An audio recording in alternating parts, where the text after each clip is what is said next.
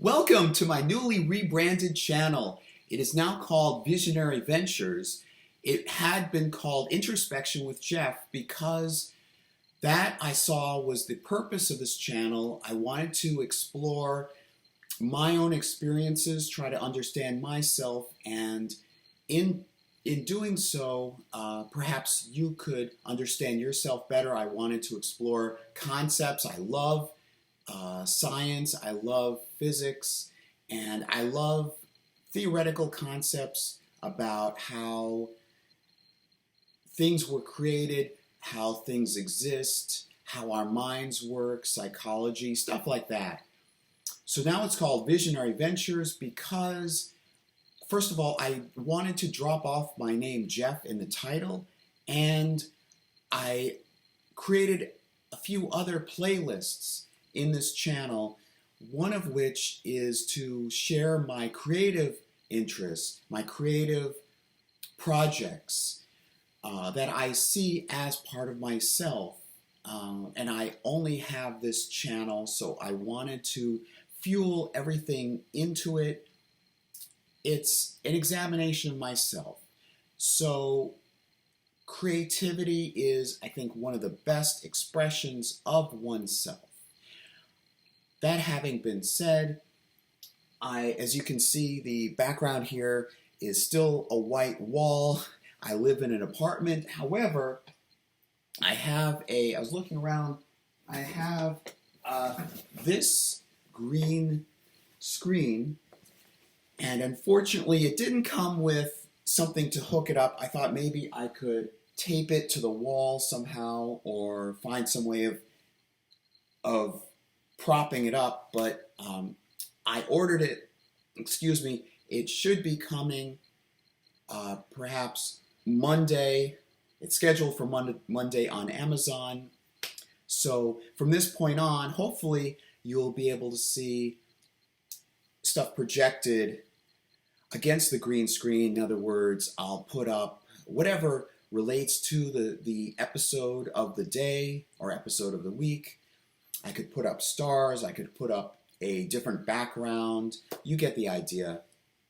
So for this video, I am proud to finally present a unique idea.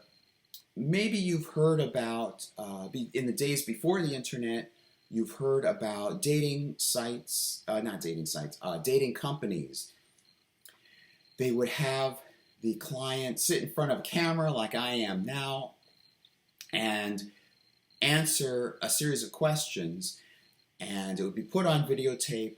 Somebody would go through and, actually the company's staff would try to match people based on their interview. This is essentially an interview.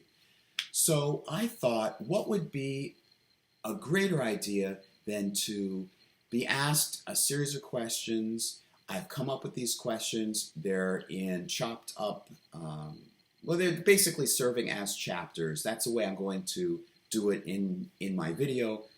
And you can simply skip to whatever question you want. And there will be a timeline in the description in this video and in the description below in YouTube. And I can do two videos. The first video, this video, will be me talking about myself. And in the second video, I will do questions about the woman that I'm looking for, my ideal woman, my ideal partner. So let's get started, shall we? My height is 5'7". My weight is currently around 200 pounds. I know my BMI is about 31, and I'm trying to shrink down to 25 in terms of BMI. That means losing about 40 pounds would be great. That would mean I would be 160 pounds. That would be healthy. That I'm smart, that I'm creative. I know when people have told me this in the past, I didn't show a lot of appreciation, but believe me, I really do take it to heart, and I really appreciate when somebody does compliment me in that way. I wonder about my looks. When somebody says I'm attractive, I haven't heard that a lot, but that does mean a lot to me too. My creativity perhaps is the most important compliment somebody can give me, because it's what I'm most passionate about. It's what I most care about being known for. Okay, this is going to make me sound really boring. I want to project my own true self, and whenever I answer this question on quizzes, I think that people will will suspect that I'm not so interesting in person, that I am not interesting to talk with. But I'll tell you what I basically enjoy doing on a Saturday night. I'm basically at home. I'm watching TV and I'm watching videos. This is Saturday, so this is what I'll probably be doing tonight. I'll be watching television shows from my youth, maybe movies from my youth like MST3K and 1980s sitcoms and so forth, Knight Rider, Dick Van Dyke Show, shows that I really enjoyed growing up with. What I like, and also being creative. Saturday evening, I'm a night person. I tend to be a night person, and I think many creative people are. So my creativity tends to come out, and I'll be watching something and writing a story, or figuring something out, designing something. What I like to do more often, I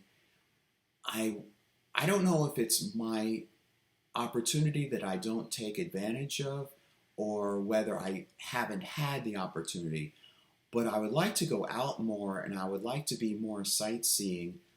I would like to be with people more. If I don't really have anybody to go with, I don't tend to go out, unless of course it's for an errand, but that's deviating off the question.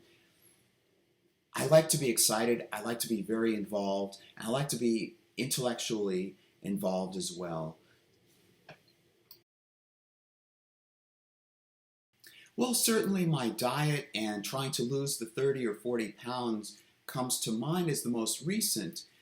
I can't think of a time other than the trip to Israel I went on when I was in the summer in high school, between I think sophomore and junior year, when we went to Israel and it was hot and we were mountain climbing and we were hiking.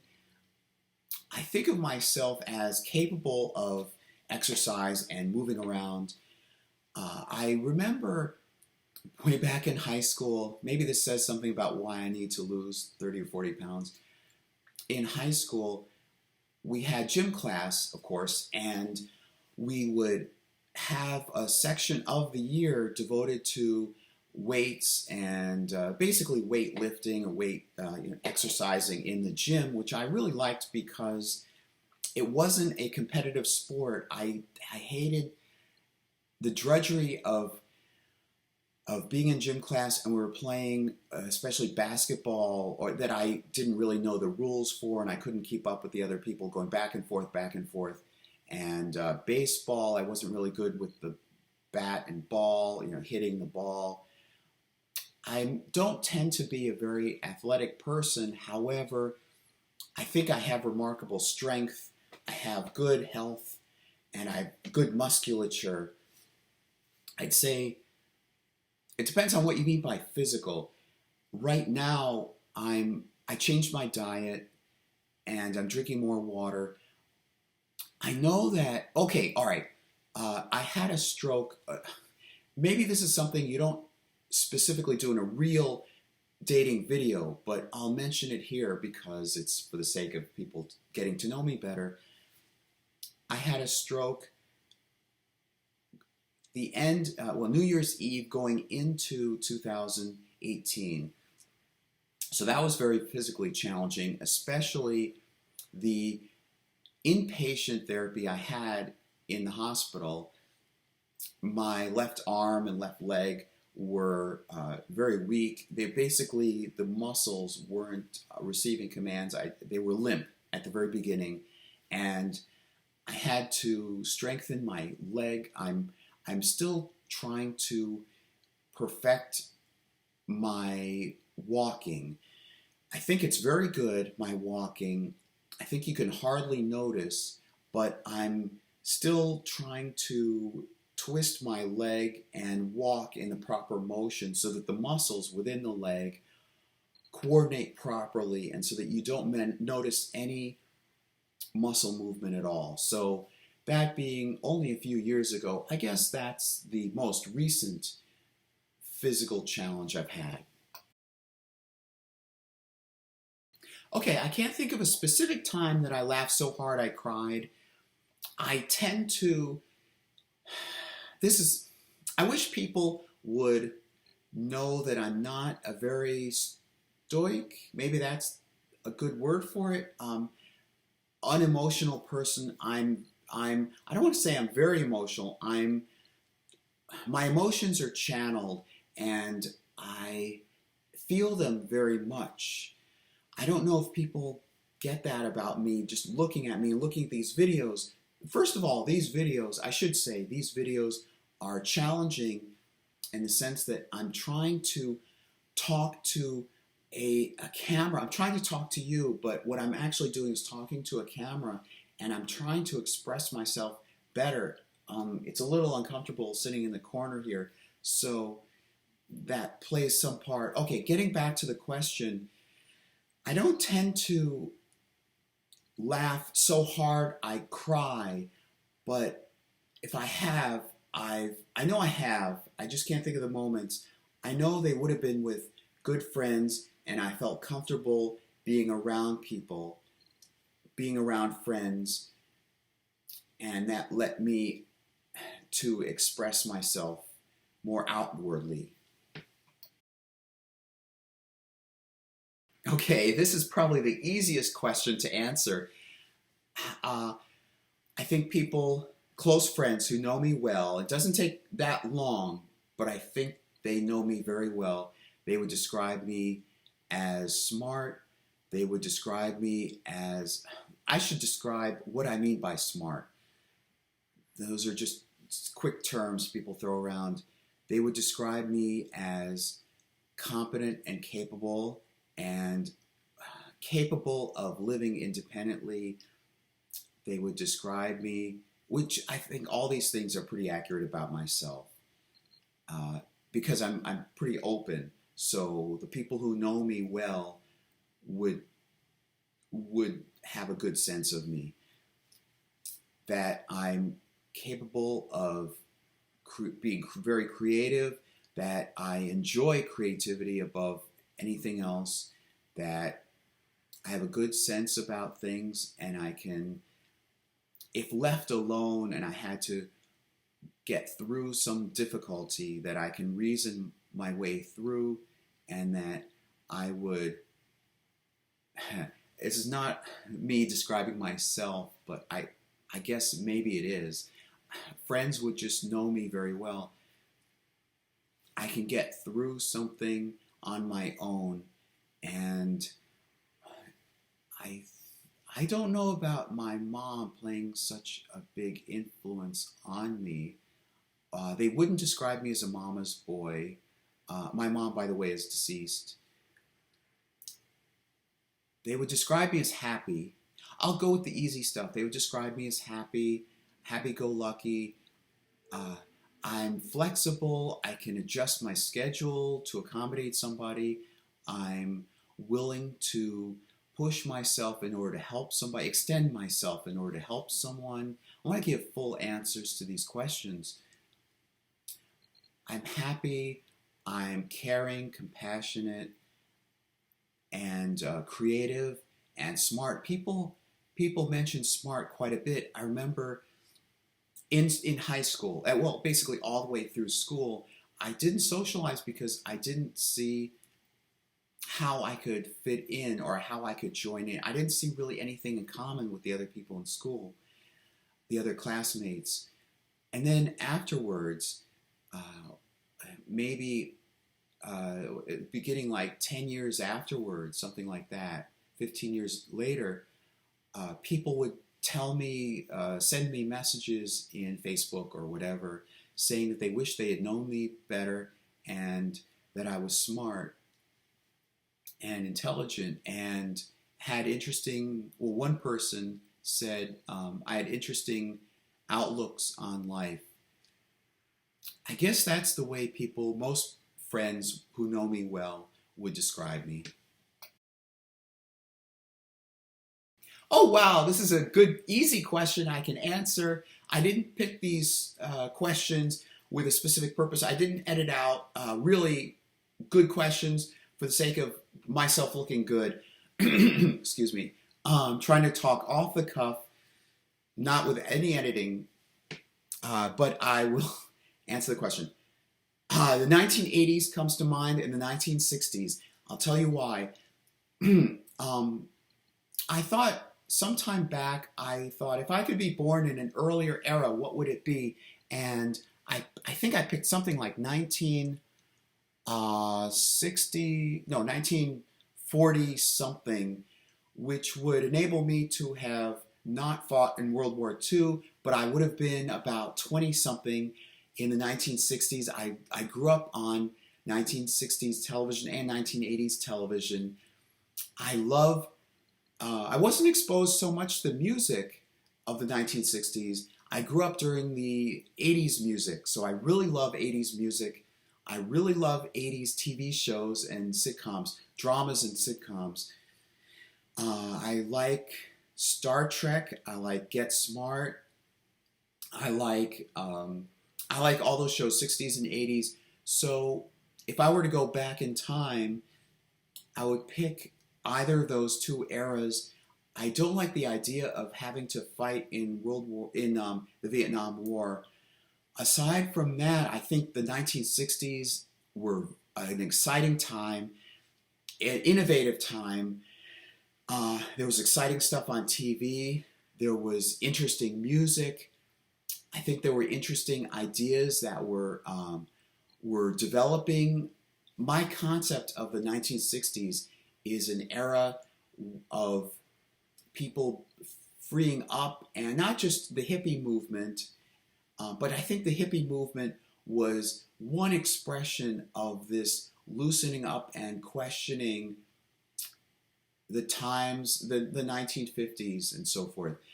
For example, in television alone, you saw in the 1950s, it was pretty much sitcoms. Family sitcom, and typical stuff. And then in the 1960s, you see shows like Bewitched, where there's an interesting twist on it wasn't even a family sitcom. It was an interesting twist on a married couple. She was a witch, and she had these sorcery powers, these witchy powers, and it's an interracial marriage, which was an issue coming to prominence at the time. So I think of the 1960s in terms of TV as not only innovative, you had shows like Get Smart and so forth, and Star Trek, and Twilight Zone had just ended at that time.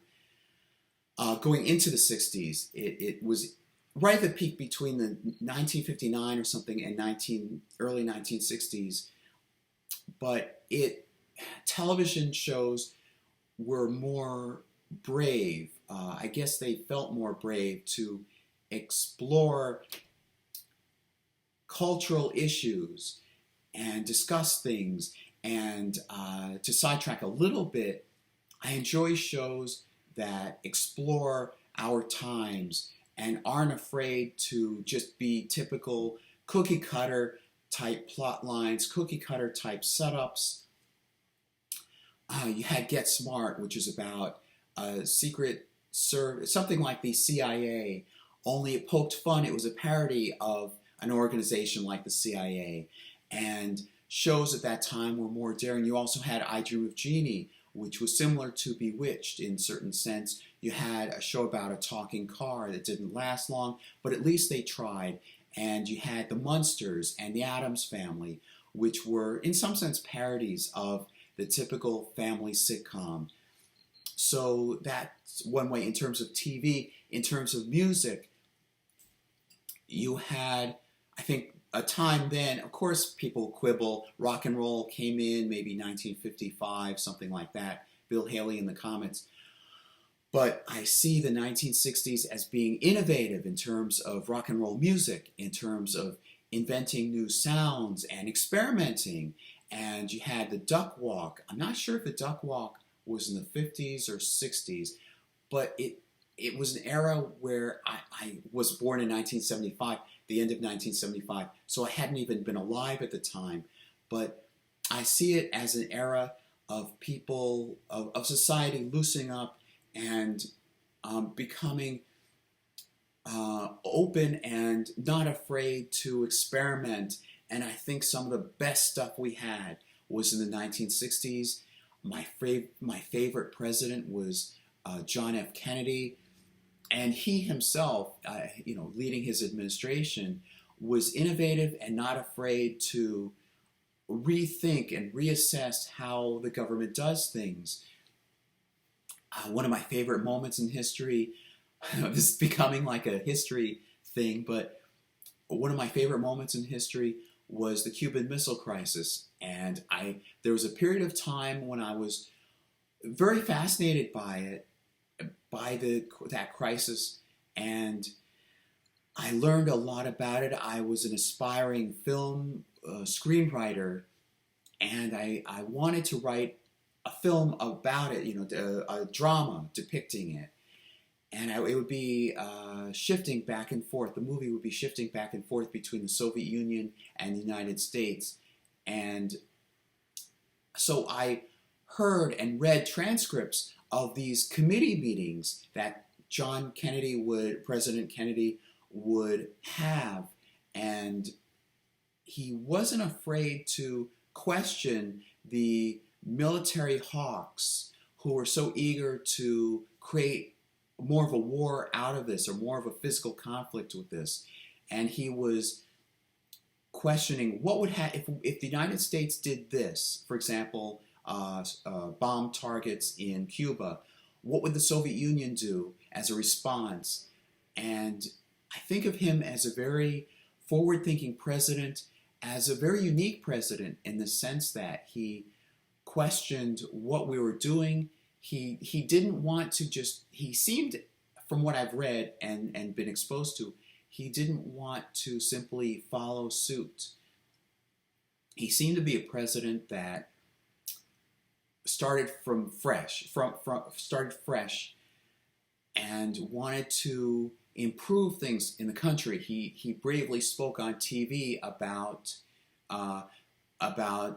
race relations. I remember at one point he said, if we truly believe, and this is the 1960s, if we truly believe that blacks and whites are equal, then how many of us would choose to be black? He actually came on television and said that. And he gave aid to foreign countries. I believe he gave aid to the Soviet Union during the Cold War. And so we had an exciting president, an exciting administration. It was nicknamed Camelot because Camelot was a movie that had just come out. And I like when we have a president like that that's not afraid to question things. The music I've talked about, the television, the movies, there were exciting films at the time. And I see the 1970s as like a carryover from that. But I see the 1980s as 20 years later, it's roughly a generation, as having been influenced from people who grew up during the 1960s. I see some of the same things in the 1980s that I did in the 1960s. So there's your answer. I was thinking of making a list of these names, but I am so much involved in just talking off the cuff and telling you that I didn't bother making the list. Right off the bat, I can think of Madonna, Steven Spielberg, perhaps Einstein. I can think of whatever group or whoever wrote the Torah in the Jewish Bible. I can't. My mind trails off about people that immediately come to mind. I like to talk with former President Clinton or President Kennedy for the reasons, in terms of Kennedy, for the reasons I mentioned my previous question. I'll stick with Madonna, Steven Spielberg, and the one who wrote the Bible, one or people who wrote the Bible, and perhaps Einstein. Madonna, I had a crush on her in the 1990s when I was in college. I think she's very creative. She's very smart. She's sexy as all get out. And she's not afraid to embody that sexiness. I would like to talk with her primarily because she's involved not only in music, she's very passionate clearly about music, but she's passionate about films. She's acted in films. She directed a film. I see her as very much a creative person and, just basically a creative person. And I've wondered, like in my mind, I don't know if any of you have done this, but you probably have somebody in mind you think about talking with, somebody famous. And what I do is imagine myself talking with the person and thinking of possible answers they'd give back. Sometimes answers that I'd like them to give back. It's sometimes bitter when I think of something I'd like the person to reply back with, the thing that I'd like the person to reply back with, and knowing they would probably, or suspecting they would probably say something else. I wish that if I did talk with her, that she would see my imagination, my creativity, and she would appreciate that, and we could have like a meeting of the minds and maybe dance or something, go on a date, something like that. Okay, on to Steven Spielberg. For a lot of the same reasons as with Madonna, a very creative person, very passionate about film, and also something that I don't know if I'll get a chance to say again, but when I watch him in interviews talk, tripping over my words, talking about his films, he talks very expertly about how he set up the shot as a director. And he shows a lot of wisdom. He voices a lot of wisdom, not just from past experience, but I think an intuitive sense on filmmaking. I think he stands above and beyond some of the other film directors. I haven't studied the other film directors as much as I've paid attention to him. I've looked a bit at Stanley Kubrick and some others, but Steven Spielberg, I grew up with Steven Spielberg. I grew up with Jim Henson. I grew up with the creations of Steven Spielberg and Jim Henson, and there's Gene Roddenberry too, George Lucas, and Steven Spielberg were pals, clearly. So I grew up with them, so I feel some bond already. But Steven Spielberg, I think, not only has some past experience, wisdom from past experience, but I think has a good intuition about how shots should be set up and the look of a film. And okay, this is what I was about to say before. Growing up with these people, the works of these people, he portrayed children and he portrayed people as real people, and they weren't stiff. You could sense that they were real people. Like, for example, children. He didn't have the children talking in ways that an adult would script children to say. He put in curse words. He would put in slang. I don't know how much dialogue was the responsibility of him or the responsibility of people writing the script, but he was heavily involved in the production of the film, so I can't help but think that he was involved in how the actors portrayed the characters. And I like his nostalgia that comes through in films about nice suburban home life. And from what I've read about his growing up, his experiences growing up, I like the fact that he grew up in a suburban area. He somewhat identified as Jewish as a child, and more so clearly later on in life. He wasn't, and of course later on in life, I'm happy that he embraced it in his films, his Jewish identity, and not only that, but his other aspects of himself in his films. And he was genuinely a very enthusiastic, very impassioned person, and very adventurous and fun-loving. And that comes clearly through in his films like Indiana Jones and The Goonies and so forth. And based just on that, I'd like to talk with him about things like that, and about his Jewish identity, what he sees as being Jewish, and I'm Jewish, and I'd like to share thoughts with him on that. He grew up to be an Eagle Scout, and I stayed in and became an Eagle Scout. And I think some of the things he grew up with, not necessarily the shows or the things that he grew up with, were the same because we grew up in different eras. Our childhoods were spent in different eras. I think his would have been in the 1950s. Mine would have been in the 1980s.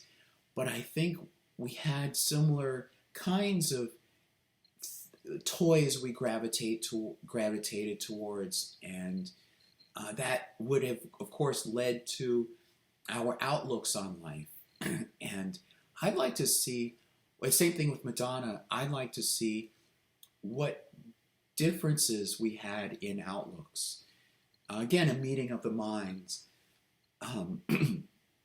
Okay, so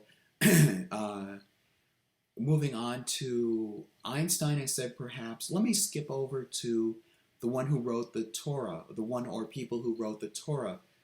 I don't know who they are, but I've known that from studying the Torah and Kabbalah that there are many different levels of depth in terms of interpretation, clearly intentional interpretation in the Torah. I'd like to ask, I'll just presume for this question, it's one person who wrote the Torah, the 5 books of Moses, the Pentateuch.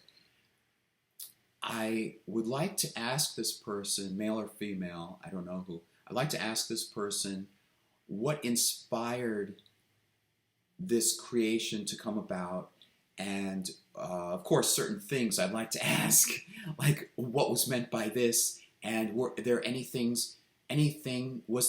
skipped out of the final product?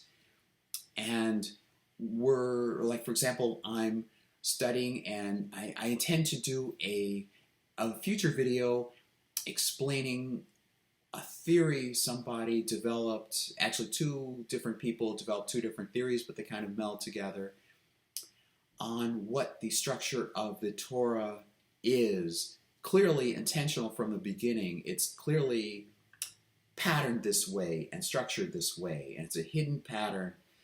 I've talked about it before, and I want to, as soon as I get a nice green background that I can display things on digitally, and have more ability to show features in these YouTube videos.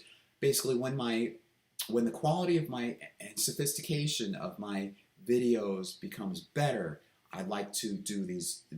I'd like to do these videos. I'd like to do a video explaining the Torah in depth. I'd like to see if my answers were correct. I'd like to ask this person. My interpretations of the Torah were correct.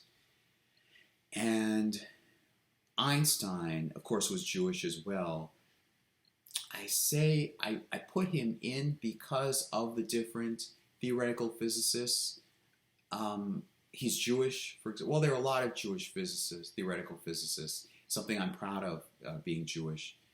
That I'm in the company. My kinship, my kin, are very smart, and an abnormally large amount of them have won. I've heard have won Nobel prizes. And they're very open-minded, and I think there's something about Judaism that encourages one to think imaginatively and just think more broadly. And I'm deviating into talking about Jewish heritage. I won't. I don't have a clear answer as to why Einstein. I was wondering about Steven Weinberg and other people. I'll just say, because, well, they are Jewish. They all are Jewish. I guess because he was very innovative, he developed two theories of relativity, and I guess maybe I should just lump these together: Steven Weinberg, Albert Einstein, and a few other people that are not coming to mind immediately. I'd like to interview the theoretical person who's Jewish, who thinks in open-minded ways, who launched us forward in our understanding of physics and the universe. I'd even like to interview J. Robert Oppenheimer. I think I have some similarity in terms of personality traits. Well, what got me was my mom. That was a chuckle. That wasn't a cough. My mom told me way back in 2000 something or other that J. Robert Oppenheimer was a close relative of ours. I question that. I don't see how either he or his sister of his or somebody could have been related to us. Certainly, we're both Jewish. I do see some traits that are similar. This is deviating off the topic, but I see. All right, I'll finish with this. Some traits that I see in common with J. Robert Oppenheimer, because of course the film Oppenheimer came out and people are, I guess, learning for the first time about him. I see somebody who's very creative, imaginative, who instinctively tends to think in solitude, tends to think very deeply about topics, who tends to be, seems odd people seeing the movie Oppenheimer, but I think there was an emotional aspect to him, and I think the emotional aspect and the creative aspect meld together, and I see that in myself. And that's probably because I don't tend to exhibit my emotionality outwardly, but I'm very fun-loving. I smile when I'm around people. And this is getting off into other topics, so I'll just stop it here. I can't just think of one thing, so I'll just rattle off several things immediately come to mind. First thing that came to mind is sometime in my past, I've had a rough experience with somebody, and this is recorded. I had a rough experience with somebody, and it's been kind of hot and cold, and what would make my day today would be one of the things certainly would be if the person reached out to me and we were able to make amends. I'll just leave it at that. If I had oodles of money, of course, but maybe I would put that at the bottom of the list, below what I just mentioned about this other person. And certainly, if I had a lot of money, I'd be able to use the money towards an end. Um, if I were to travel different places, this is very much a bucket list. I created a bucket list some years back. It was my birthday, and somebody asked, "What would you like?" Presumably as a gift. And I thought, well, rather than naming things people could buy me, I decided to make a bucket list of really, really important things I want. I want more connection with my extended family, my cousins. All right, what would really make my day if I could meet my cousins in person, all of them, any of them? If I could travel to New York or Los Angeles, if I could go sightseeing, if I could, this friend that I mentioned earlier could make amends, like we could make amends. The person could reach out to me. If I could learn something about my mom, she's deceased, that would clarify something, some various gaps that I wish I had asked her at the time. If I could live in a house, if I could own a house, rather than just this apartment, I'm working towards that. And I'm getting into bucket list territory, but excuse me, I don't see the difference between in terms of this question. If I could go sightseeing in Los Angeles, New York, if I could meet somebody famous that I mentioned before, I admire, I guess I'll leave it at that. Okay, I guess this is pretty straightforward. In somewhere in high school, I saw a contortionist on TV, and there's a little bit of sexual attraction there. And I tried to become a contortionist. I tried to exercise, I mean, just on my bed and so forth. But I'd say the weirdest talent I have, and it's something I am proud of, is female impersonation. I developed a look. I've appeared before on this channel and looked through the channel. I think I'm really proud about creating an illusion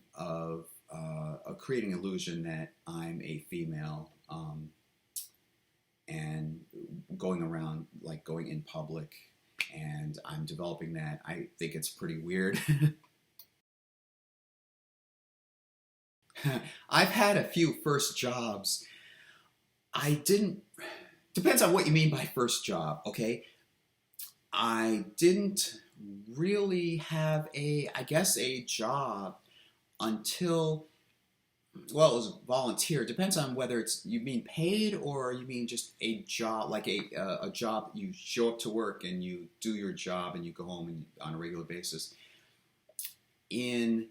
I think it was freshman year, maybe sophomore year, I became a cameraman for a pilot of an interview. Okay, all right.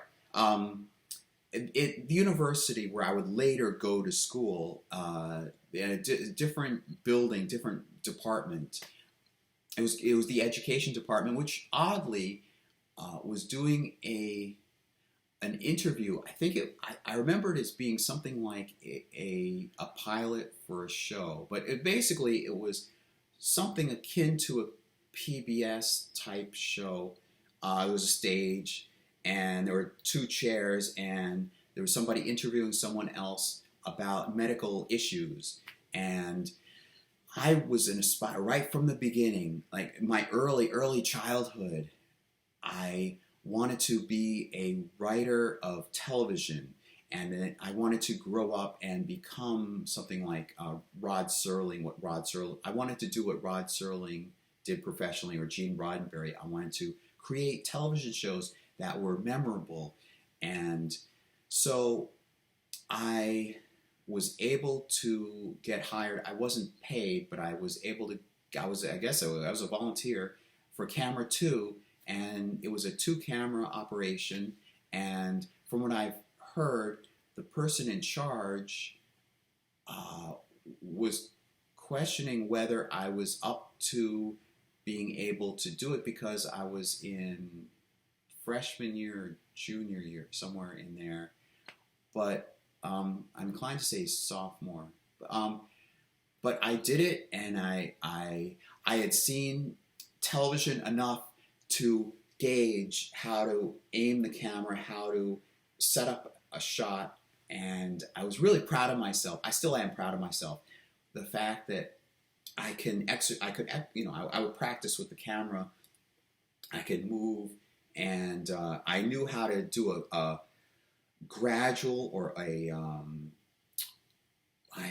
skipping words at the moment, like the opposite of sudden. I could do a comfortable zoom in shot, comfortable zoom out shot, and I knew cue words, cue lingo, camera lingo, and so forth.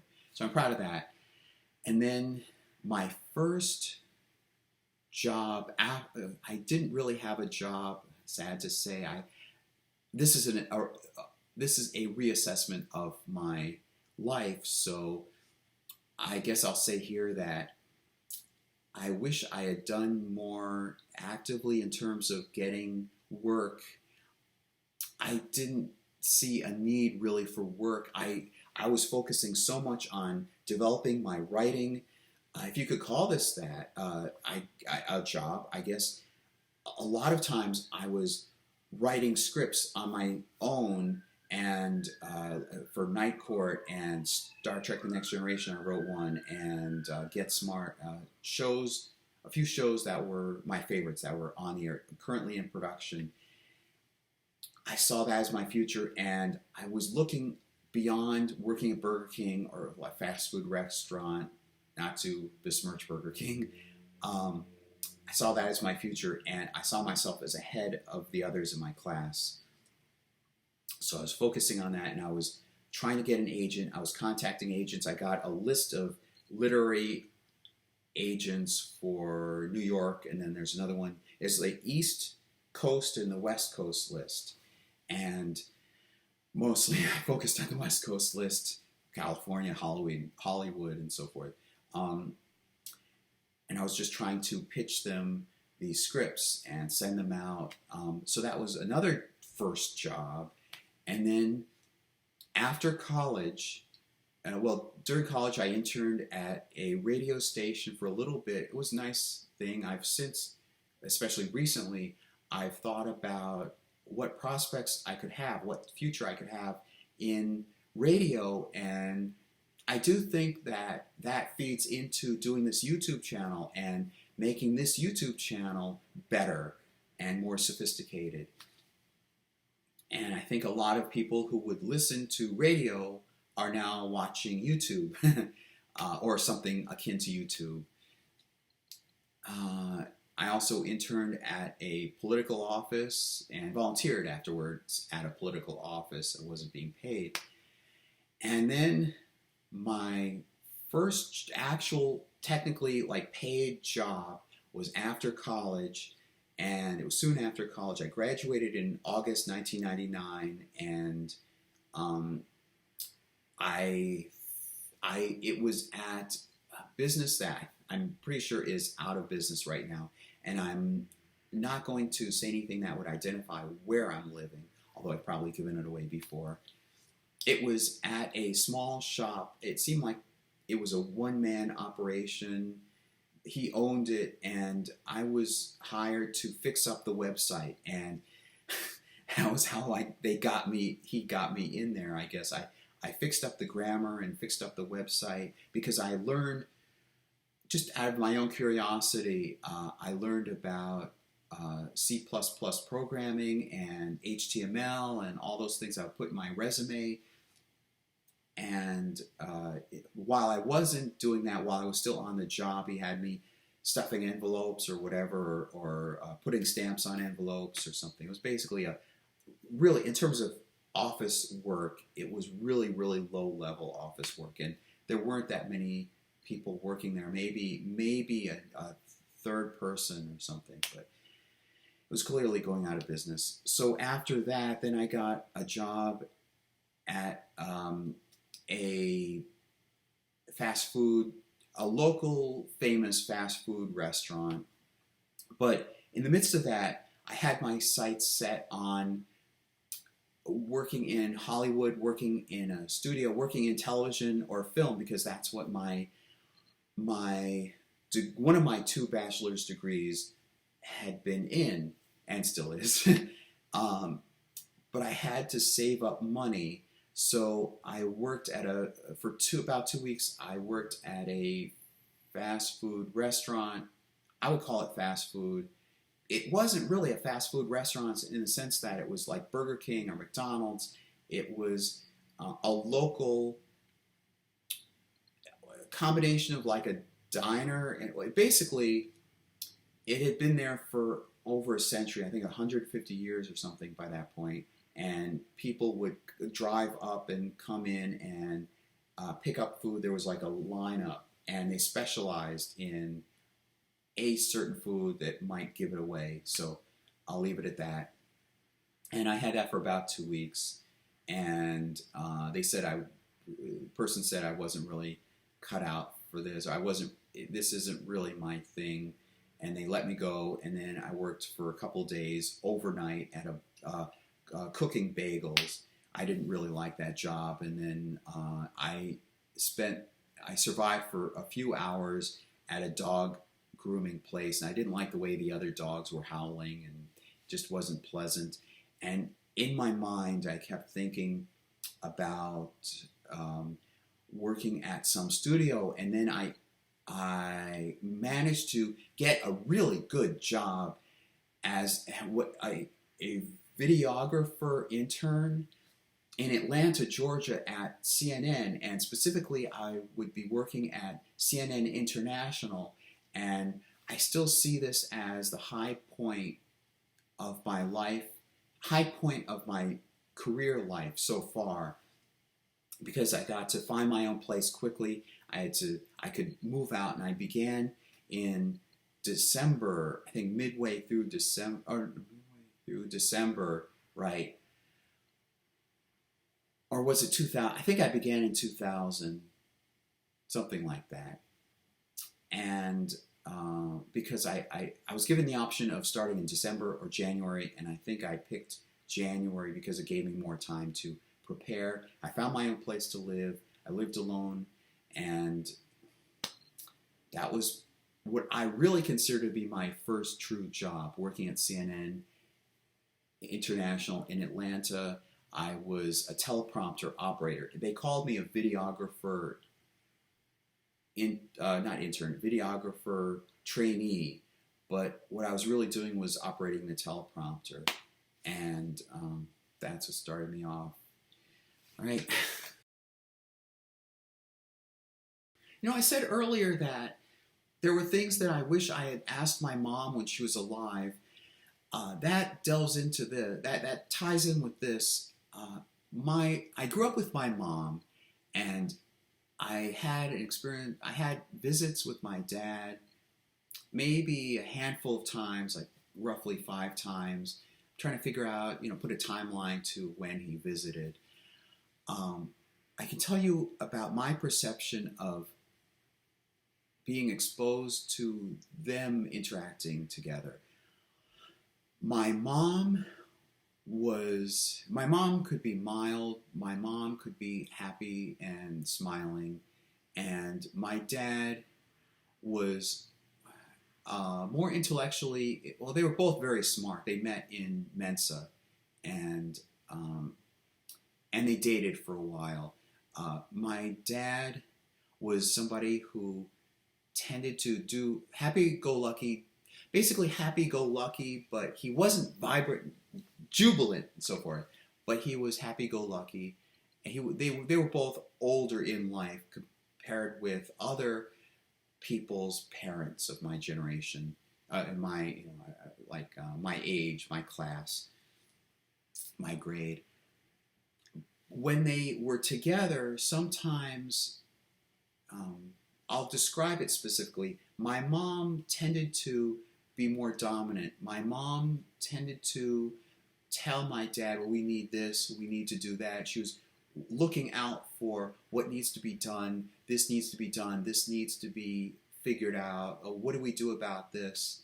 And my dad seemed more, at least towards me, my dad seemed more compliant or working with her. And I remember sometimes when my mom would shout at my dad, adamantly, not just yelling, just she wouldn't curse or anything, but her voice would go up, and I remember her. I won't give her out their names, but at least for this video anyway. But she would say his name, and then she would say something like, "I'm talking about this. We have to deal with this," well, this can't be right. This has to be fixed. Something like that. I remember her saying that, and then I remember him saying, "All right, darling, all right." Other times, well, I remember growing up, he didn't live with us, but he would send us letters. He would send letters addressed to my mom, speaking more objectively.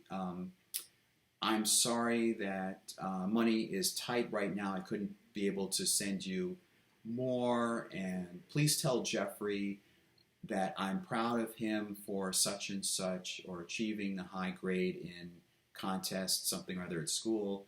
And he would send me books to read, interesting books to read, and some not so interesting at the time, a lot not so interesting at the time. And sadly, when I moved, I left a lot of books behind. That was the relationship. I never saw them as a loving couple. They were just cooperative partners in my upbringing, and cooperative partners in terms of dealing with things in life, I guess. Just finding somebody. I didn't think about dating, really. I didn't think I was attractive, first of all. Growing up, I didn't think I was attractive. I knew I had good self-esteem. I had healthy self-esteem, but I didn't think girls were attracted to me. And through school, and then senior year, I tried to branch out, and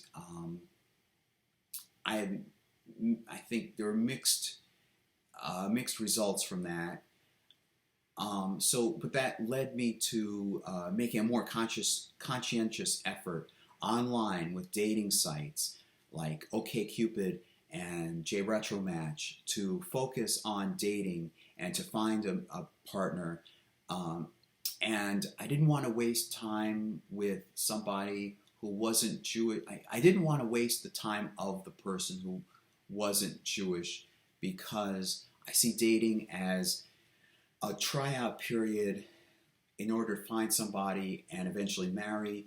And maybe this is also because I want very much to marry somebody, and I bond very much with somebody. And I tend to be a type that bonds and reaches out more emotionally, or thinks more deeply about someone else. It seems, based on past friendships or past attempts, seems to, I don't want to say seem needy or become needy, but just,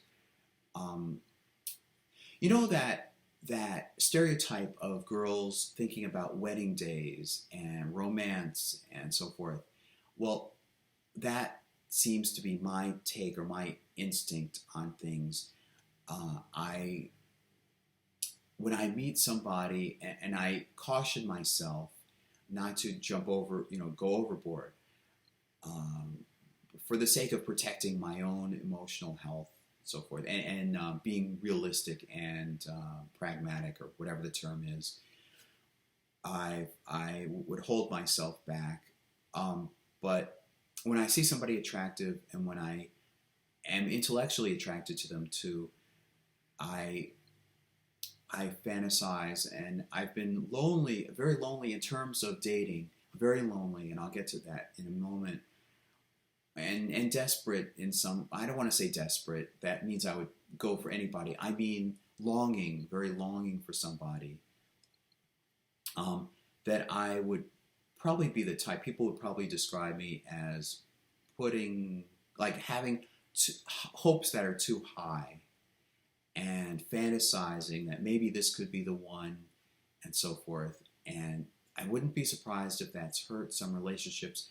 I should say I haven't had that many relationships, and the ones that I have had didn't go very far. I started off online, um, and I also reached out to former classmates who were women, um, not with the intent to necessarily date, but just for female companionship and just to re- substitute sort of for that. I mean, understanding there were boundaries and impropriety and so forth, I wanted to stay clear from. Um, but I went online, and I also reached out to former people, not just classmates, former people I knew. But anyway, online, I there's a filter you can put on, and you can put in terms of finding matches, compatible matches, and I would put in I'm Jewish and looking for someone Jewish, looking for someone female, looking for someone within the same area, like geographic area, and some likes, and women tend to, at least the profiles I've seen, they tended to just have, I like music, I like park walks, I'm cute and I'm looking for somebody nice. And there's not really much you can reply with to something like that. Um, so I tried and I didn't get anywhere. Maybe once, maybe a fluke, somebody would reply back. And I was sending out messages, like I was sending out replies to posts that women had posted, profiles people women had posted, and the matches tended to be the closest matches tended to be in the Bronx or New York, or tend to be in New York, and that just egged me on to feeling more despair that I wasn't living in New York or Los Angeles or somewhere where there was a bigger Jewish community. And getting back to the question about past relationships, they would get as far, typically, if I did reach out and somebody did, I did find somebody who replied back and reciprocated, sort of. It wouldn't really get further than me telling the person about myself and the other person not really talking about herself. And that's what bothered me. I like somebody who, as long as this is a mock dating video, I might as well mention this. I prefer women who are lively and who talk very much about themselves, but who are also open to listening to to myself, talk about myself, and to ask them questions. I want it to be very reciprocal. And when I've been matched online with these companies, I haven't had much luck at all. I've had a woman who just doesn't say anything about herself and just starts asking, what do you do for a living? Where do you live? And the same almost stinging questions. Like I have to come up with these explanations. And there was one remarkable experience. There was one remarkable match.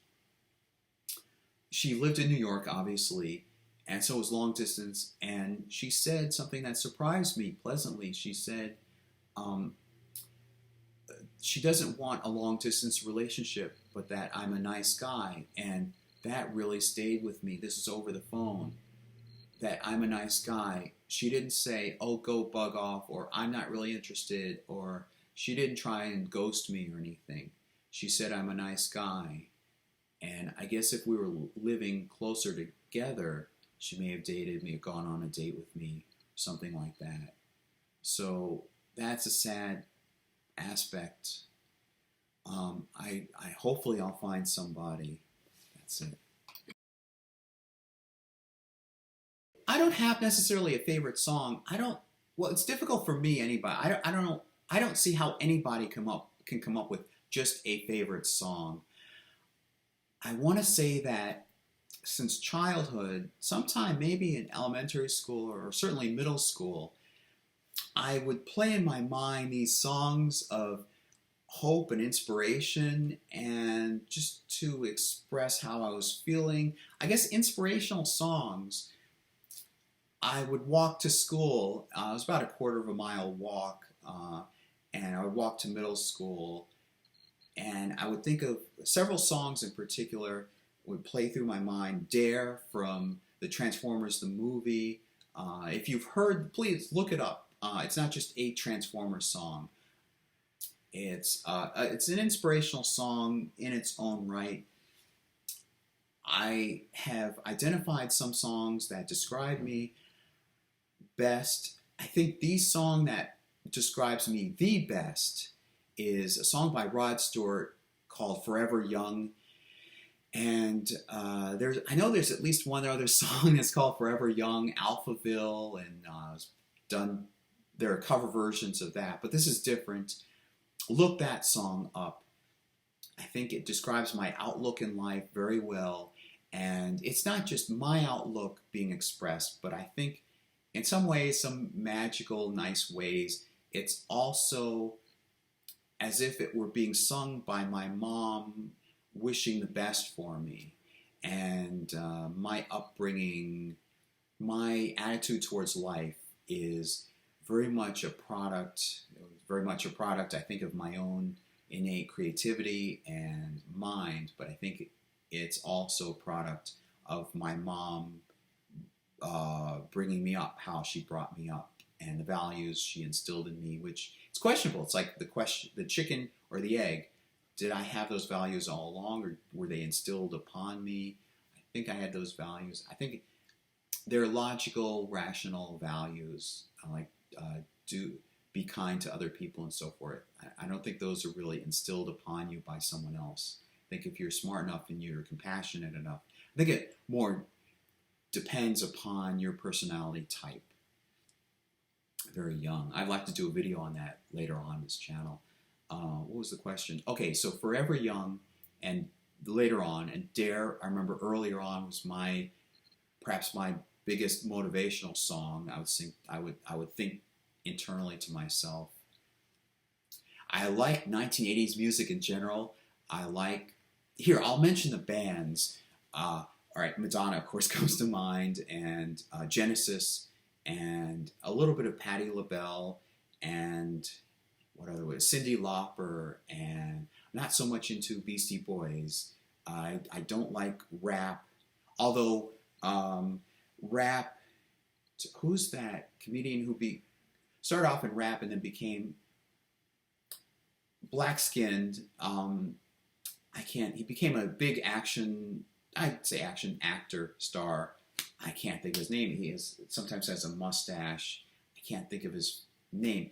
Anyway, his kind of rap I like, and I could appreciate and respect NWA type of rap because they're voicing things about the culture that they experienced.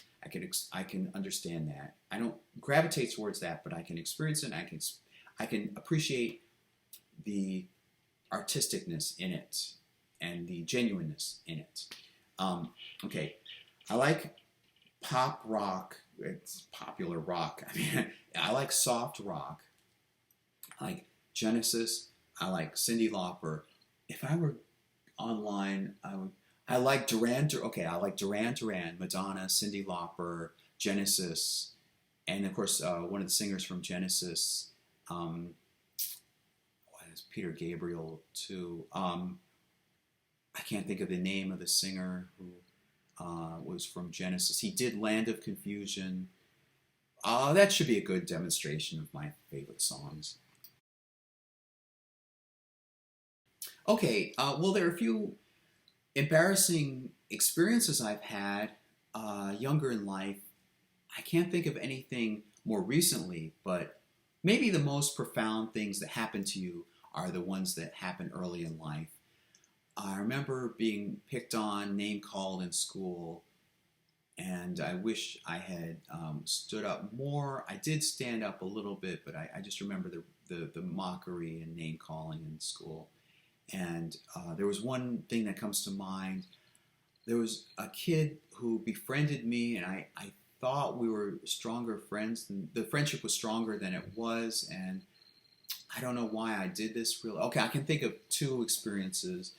Um, I This would have been like eighth grade, and I he had this idea that the two of us would go into a comic book store, and with my backpack I could be able to steal some of the comic books. And I did it because for that certain period of time we were friends, and I think even at the time I interpreted him, he seemed to be one of the guys that was more popular. Like, I saw myself as being totally outside anybody's purview of friendship. Just there was me, and then there was everybody else, and I didn't feel like they would let me fit in. They would let me in because I didn't think that they saw me as capable of fitting in. So this is, I guess, a common experience in people's lives. I remember doing it, and it was, and I don't think I was caught. I remember I would have remembered that I wasn't caught, but I feel bad about that, and I wonder why I even did that. And there was another experience in senior year where I did something really foolish and stupid, and it was out of my character totally. And let's see, let me branch off from that question. What was common about these two experiences that I won't talk about later on in senior year? And if you know, you know. It was out of desperation and a longing. In the earlier case, it was a longing for him as a friend, and this next time it was similar longing for friendship, and being pushed away, and frustration and confusion, and wanting to be able to talk with somebody. So I guess those are similar circumstances, so similar motivations. Okay, I don't have that large a family. I grew up only with my mom, and my dad would occasionally visit. I didn't even have much contact with my relatives or cousins. I wish I did. As a side note, I still see my cousins as living a better life than I had, or at least having more opportunities, richer opportunities than I did. I'm glancing over at the camera there, my preview over there. I'll try not to do that. So what immediately came to mind, however, what immediately came to mind were sitting around a round table with my mom, and my favorite holidays, of course, are Halloween, because you get all dressed up, and it's very creative and imaginative, and you get to create costumes, and there's all this mythology and lore and vampires and sorcery and witchery and skeletons and the dead, and very philosophical, even philosophical, like how are we irked by our concept of death and overcoming death and all that stuff. And Thanksgiving, because I enjoy having a meal, and sitting around a lot. I wish I could sit around a table with my relatives and have a meal, and that's been one of the bucket list items for myself. And then I thought, what about simple like it says traditional customs or something? I can't remember the question, but maybe the question means what idiosyncratic things have I tended to do with my mom that are unique and memorable, and I think back with fondness over. I remember walking to school, anytime I would leave, I would stand at the door and about to go out. My mom would wish me so long, but um, she would say, I'm trying to think of how she would say it. She would say uh, something like "do well" or "have a good." She would say "have a good time," and be back when you can. But I don't know if she even said that. It was I had a very open relationship with my mom. She trusted me very much, and she let me be out for a long period of time. And she trusted that I would contact her if it got too late. I would tell her I'm still here and so forth. And I remember I remember going to the movie theater when I was younger. I would remember going to the movie theater many times to see the same movie over and over, like Transformers. I remember seeing several times with her, and we would stand in line, and I remember, in fact, I remember she didn't drive, she didn't own a car, so we would take the bus, all these different places, we would take the bus together, and um, I was about to say, the movies I'd seen more than once. I remember Flight of the Navigator, Transformers, Star Trek 4. Those are the ones that immediately come to mind. She would go with me, sitting through it, and not just sitting through it like a just dodgy old parent, whatever, older elder parent, but she would show interest in what I was passionate about, and interest to the extent that she would learn and she would be aware of, for example, Transformers. She would know Optimus Prime, and she would know Megatron, and she would watch TV shows. That's another thing. This is very easy for me to answer. The two of us enjoyed watching TV, particularly enjoying Star Trek, both the original series and the Next Generation. And we would comment during commercial breaks. And I was very enthusiastic. And if you saw me watching Star Trek, you'd see me alert my cushioned, it was a chair. It wasn't, I think you could actually lean back and it would extend. It was something like a lazy boy chair. The shape of a lazy boy chair. It was cushioned. It was like a rug. It was a upholstered rug type material. And she would sit in her chair, same type of chair. And if you could see me, I wasn't this stern person, or I wasn't like the kid that you might have seen in school. I was alert, and I was poised, and I was watching every moment of the Star Trek episode, and especially the Next Generation, where it was new to me. I hadn't seen these several times before in repeats. And if it were a new episode, I would point out, "Hey, wait a minute! Look at that! What was that? Oh, I bet Picard is going to do this." And not only was I saying these things very enthusiastically, but my mom would be more relaxed in the way she said it. But she would sit there relaxed, and she would either be focused on the screen. She would, well, anyway, blah blah blah. She was either focused on the screen or talking to me. How's that for 3D? Maybe I could experiment with creating how to do a 3D effect. That'd be interesting for a YouTube channel video. Anyway, she would calmly say, I think Picard's going to do this, or I was just very enthusiastic and on my seat, kind of like the way guys watch, or I shouldn't gender stereotype, but the way people watch football games or sports games. I wasn't a sports game person at all. I didn't really find fascination with watching sports, but with Star Trek, that was something different. I watched it with that kind of activity, active persona, spirit, that active spirit.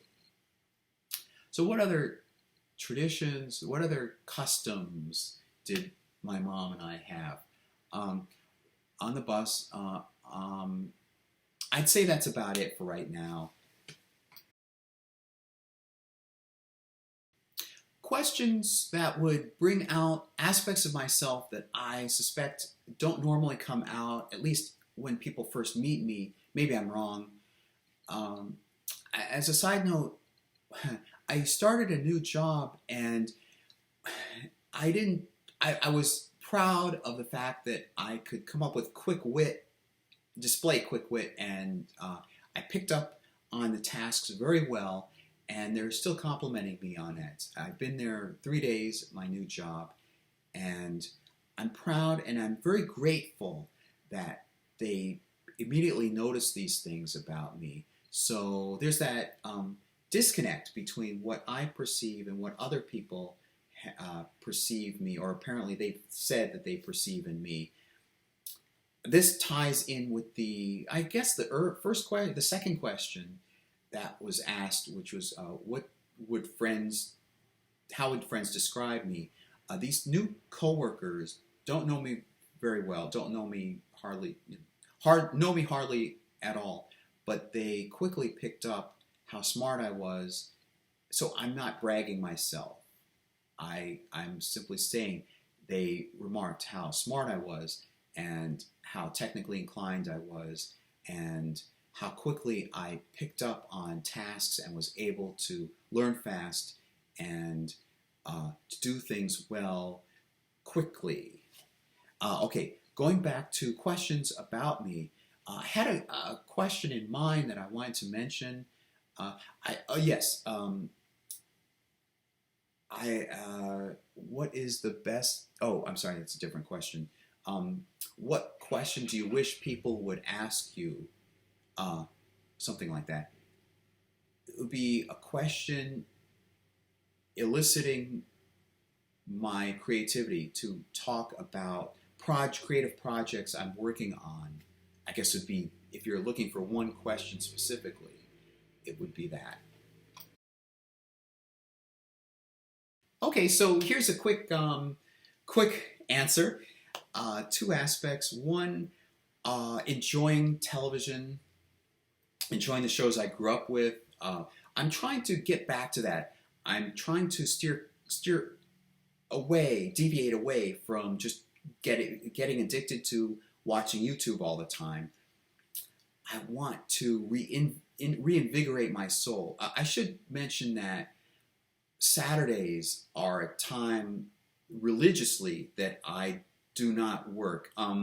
What do you enjoy doing on your time off or on your day off? And being Jewish, I very much respect the Sabbath and I honor the Sabbath. It's one of the commandments, and I think Judaism in general, the commandments in Judaism are very practical for the most part, very practical, and they deal with real life. And I think that the Sabbath was put in. One good reason that the Sabbath, I don't know necessarily why the Sabbath was put in, but one good benefit of the Sabbath is that you're commanded not to do certain types of work. Of course, I kind of cheat. I turn on the TV, which technically is causing an electrical spark. And in the Talmud, somewhere, I think in the Talmud, it says, what are the 39?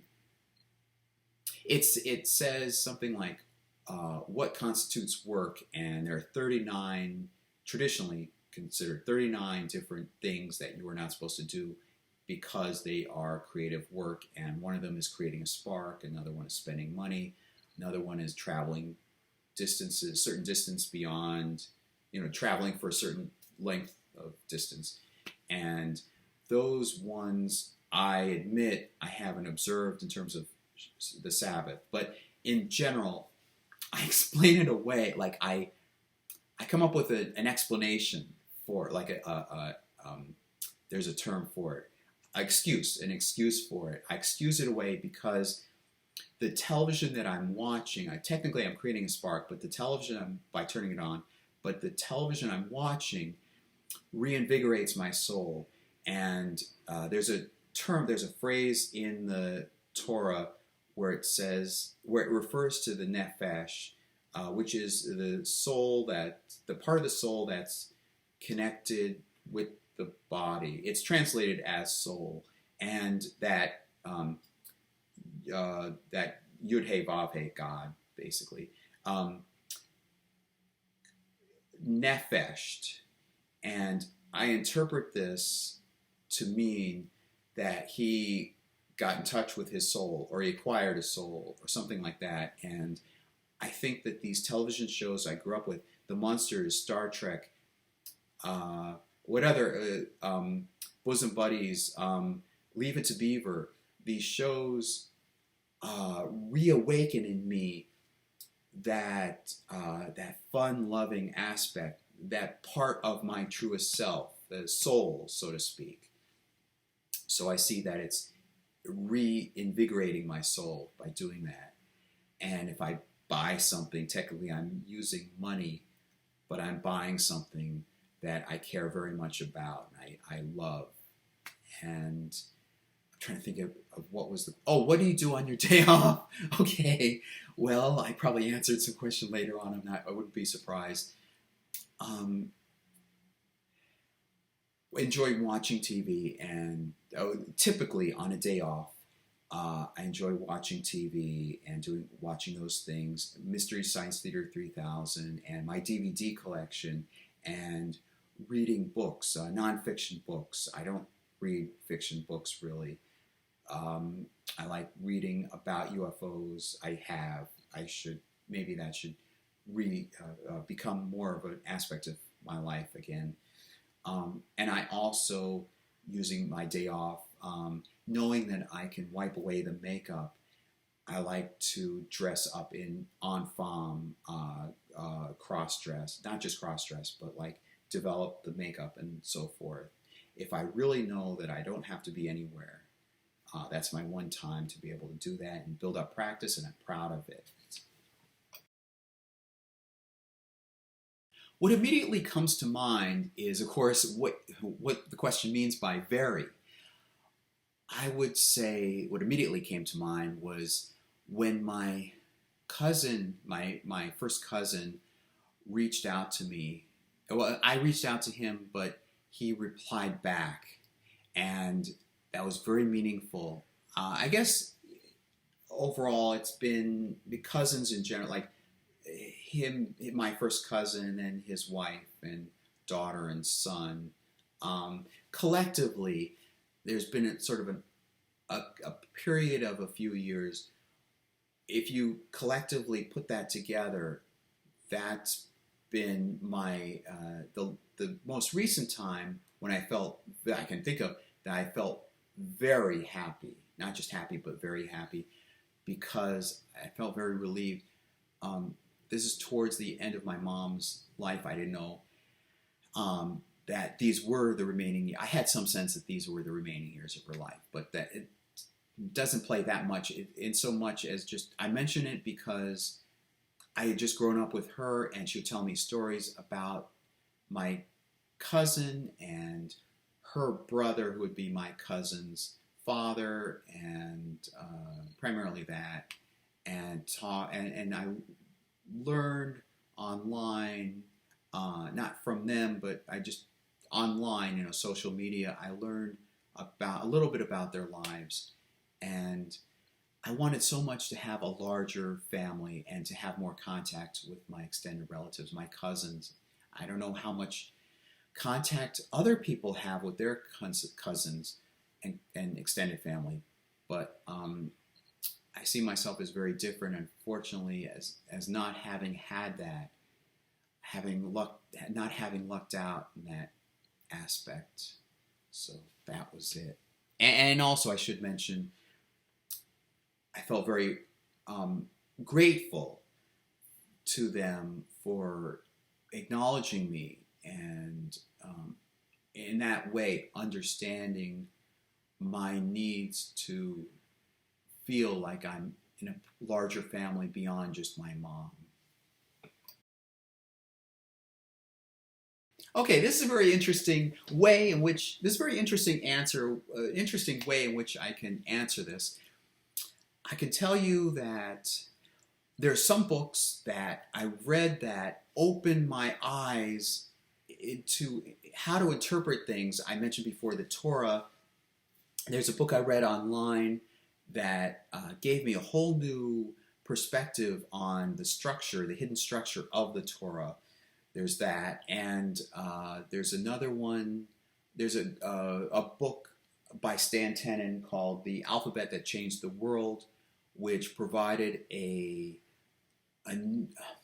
new interpretation of the Hebrew alphabet and Kabbalah and so forth. And I guess I could say the Kabbalistic, the ancient the Kabbalistic text, I say ancient, the oldest one being dated to about 2,000 years ago, um, that made a profound impact upon me because, number one, I could read the Hebrew. I read English translations as well, but they were very different from the way texts are normally written, and it's a sense of honor that I was able to read these texts, Kabbalistic texts. They mean a lot to Judaism. They're part of Judaism, a very respected part of Judaism. Aside from that, okay, so they're the eye-opening ones. Then there's a book that I borrowed so many times as a child, and I love ghosts. I love reading about ghosts. I love reading about UFOs. So that's another thing that I want to talk about in terms of profound things, books I've read. There's not just one book. As a child, I love to read adult books about UFOs. Jacques Vallée and J. Allen Hynek and a host of other. Go look these up. You probably wind up reading books about UFOs for little kids or something. It's dumbed down, but J. Allen Hynek and Jacques Vallée immediately come to mind, and Leonard Sternfield,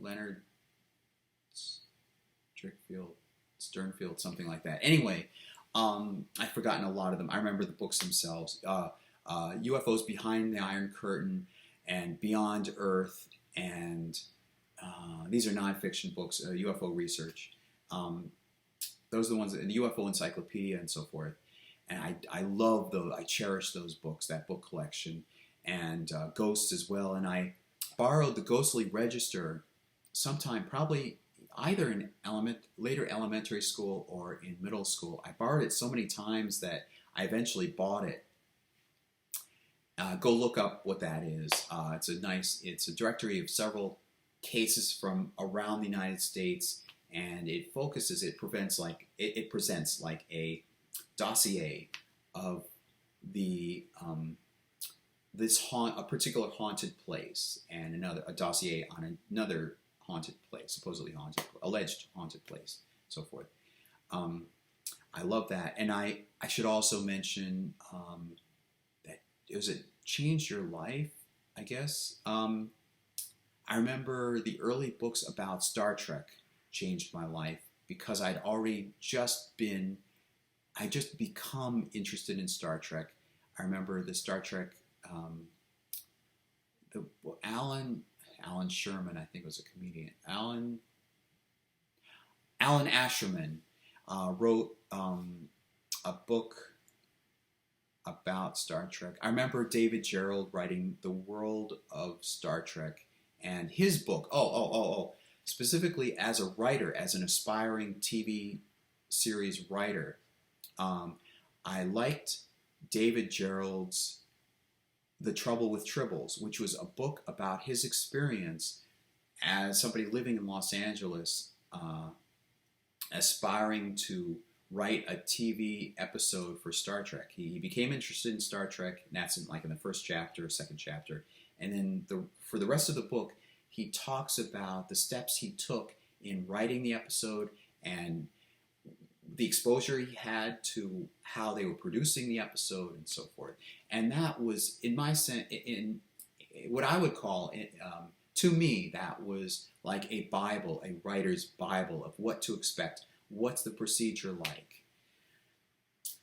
Those are the books that immediately come to mind that had the most profound. I hope I'm not forgetting the question, but those were the books, not just that was the book. Those were the books that had the most profound effect on me. That I think anyway. Right now, a number of things I could think of in my life may not have been actual decisions, in that I didn't have much control over this situation. But what immediately comes to mind is certainly people advising me as my mom got older, advising me that to consider putting her, I hate to even say it, putting her in a like an elder home or something like that for care. And she was very ambulatory. She was very alert and aware, and she would walk around even later on in life. And I'm going off on a tangent, but I like to think of it as a decision I made. I decided I'm not going to do that. I'm going to stick with her. We're going to stick together and continue living together in the same home. And I'm glad that I don't know if I necessarily made a decision there or whether it was out of my control at all, but I I I think that I decided to do that, and I'm proud of that because uh, now since she's been gone, I spent that much more time with her, and I have a clear conscience in that I didn't feel like there may have been some disloyalty. I didn't hurt her in any way by having her live somewhere else because she was very concerned that I would she sometimes she I think there's a little bit of paranoia in her, but or fright that um, that I would send her away somewhere, or that she was very concerned that I would move away and I would move to Los Angeles. I kept saying several times through life especially when I felt behind the other kids in my class, and of course after school, I mean post school, post graduation, but I would check up on what they were doing on social media. Not that I would check up, but things you would find out things about other people from your class, and they seemed to be moving forward in life, and I felt that I wasn't living my true self if I wasn't going into film or television as a career. And I was so hell-bent is a weird word, but I was so forthright and ambitious, and I felt like I was being uh, stuttered. I felt like I was being held back, stifled. I was being stifled by not being able to live in Los Angeles or New York. And she would say, "Oh, you're not going to go to New York. You're not going to leave me." She would phrase it various ways. "You're not going to leave me, are you? Or you're not going to go to New York, are you? Or whatever, live far away." And she would come up with these excuses, these explanations, which seemed reasonable too, why I shouldn't just move out. But in retrospect, I stayed with her, and I provided for her financially, and she provided comfort, and she did, of course, earlier on, provide enormously financially for me. So I saw it as a partnership and a cooperation. It's more than just a partnership or cooperation. It's like a bond and a trust and all sorts of different things between us. A tight familial relationship. So I guess that's the best decision, I guess. I don't tend to remember or dwell on unhappy, unpleasant things in my life, but the scariest thing, I suppose, have been moments when I felt there wasn't any future. I guess my mom passing, I discovered my mom dead in the morning, and that was October 2018. October 19th is the morning I found her like that. And then November, I spent my birthday during that month, and looking forward to living in the house myself and developing myself as an independent. Well, I have always been an independent person, but I mean like living beyond her death and developing and maturing and growing. So we all should do, no matter what your age, we should be maturing and developing. And then December 1st, I got a notice saying you have to move out in 30 days. And that was really, really scary. And I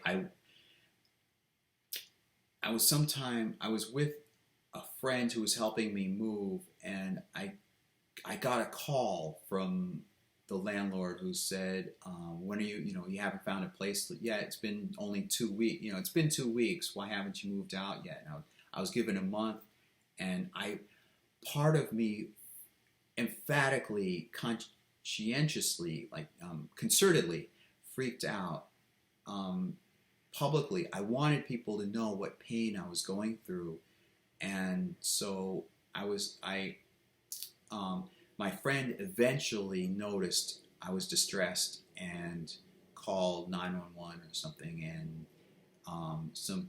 a couple of cops came, and they asked, would you like to go somewhere and rest or whatever.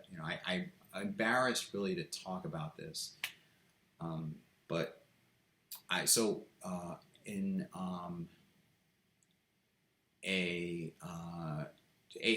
I won't give the name of it, but basically a hospital. There's a mental health part of the hospital, and there's a physical. The hospital is known for having a mental health part and a physical recuperation part. So I won't give away the name, but I just sat there and I really wanted to talk to somebody. My mom had died sometime. I felt all alone. My sense of my future wasn't there anymore. It was like cut off, and like it was like happier times seemed to be behind me. I didn't know how I would be able to cope with this. I had to move all the stuff out of a house quickly, without any job, without any place to go, and out on the street and so forth. So I guess that's the scariest time. Oh my gosh. Well, money has had such a big impact on my life negatively for so long. Not having a lot of money, growing up not having a lot of money, um, it's it's affected my life in perhaps irrevocable ways. Um, I wanted so much during. I've already told you about how I aspired to be a television writer and eventually a creator. And I think, well, excuse me for jumping around a little bit. I'll try to be coherent. um, but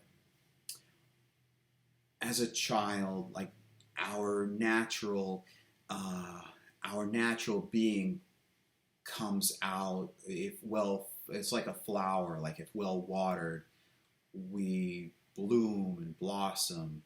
And I was doing that, but I didn't have the resources, and that's affected me dramatically in life. In elementary school, and especially middle school and high school, I saw myself as doing more, being more capable, or being more forth, having more forethought and more awareness of what I wanted to do in life. I think at the time, I I thought I was more forward thinking than my classmates when it came to preparing for my future career. I was so ambitious, and I would watch TV, and I would watch it not just to be entertained, but to do that for a living. And I caught just watching TV alone, like I mentioned earlier about camera angles and so forth. I picked up on that very quickly and stunted. That was the word, stunted. In my previous question, I mentioned I tried to say like stuttering, stifled or something. I think stunted was the word I was trying to think of. And when I went to college, fortunately, it was in the area. It's a good school for television, radio, film, public communications in the field, but I didn't have the money nor the resources to be able to actually go further out. If money weren't a thing, I would have gone to Los Angeles like in a heartbeat. Like I was really raring to go, and like Madonna moves to New York City with hardly anything. Of course, that's the story that was popularly told, and I suppose what she liked to promulgate. She had things well prepared. She had resources, so it's unfair to compare my experience with hers. But at the time, especially, I thought that that was true, and I wished that I could move to Los Angeles. Okay, if money weren't a factor, I would have gone to Los Angeles for college, and I would have gone to a great film school. and I would have made contacts, and I would have, being in Los Angeles or New York, I would have met Jewish people. I would have dated, and I would have gotten married. I would have been married by now. I would have a house, and I would have I would have a son, probably, or daughter. I would child. I always think of a son because I'm a guy. I don't know. And for those of you who have seen the Dick Van Dyke Show, I saw my future. I'd grown up on these shows. I saw my future as my future life as being like what's depicted in the Dick Van Dyke Show, and the relationship with my wife as being something like in Bewitched between Darren and Samantha. And there's a TV show that lasted only half a season, 1982 to 1983, that I've just begun watching. It's called Tucker's Witch, and it shows a very romantic, like a couple that's very tight and together and loving towards each other. And I wish I could have found a partner like that. All these opportunities would have been open to me had money not been a factor at all. I would have been able to meet more people. So, in a nutshell, that's it. I don't consider myself a pet lover. Well, I haven't really had pets. It's a pretty easy question to answer.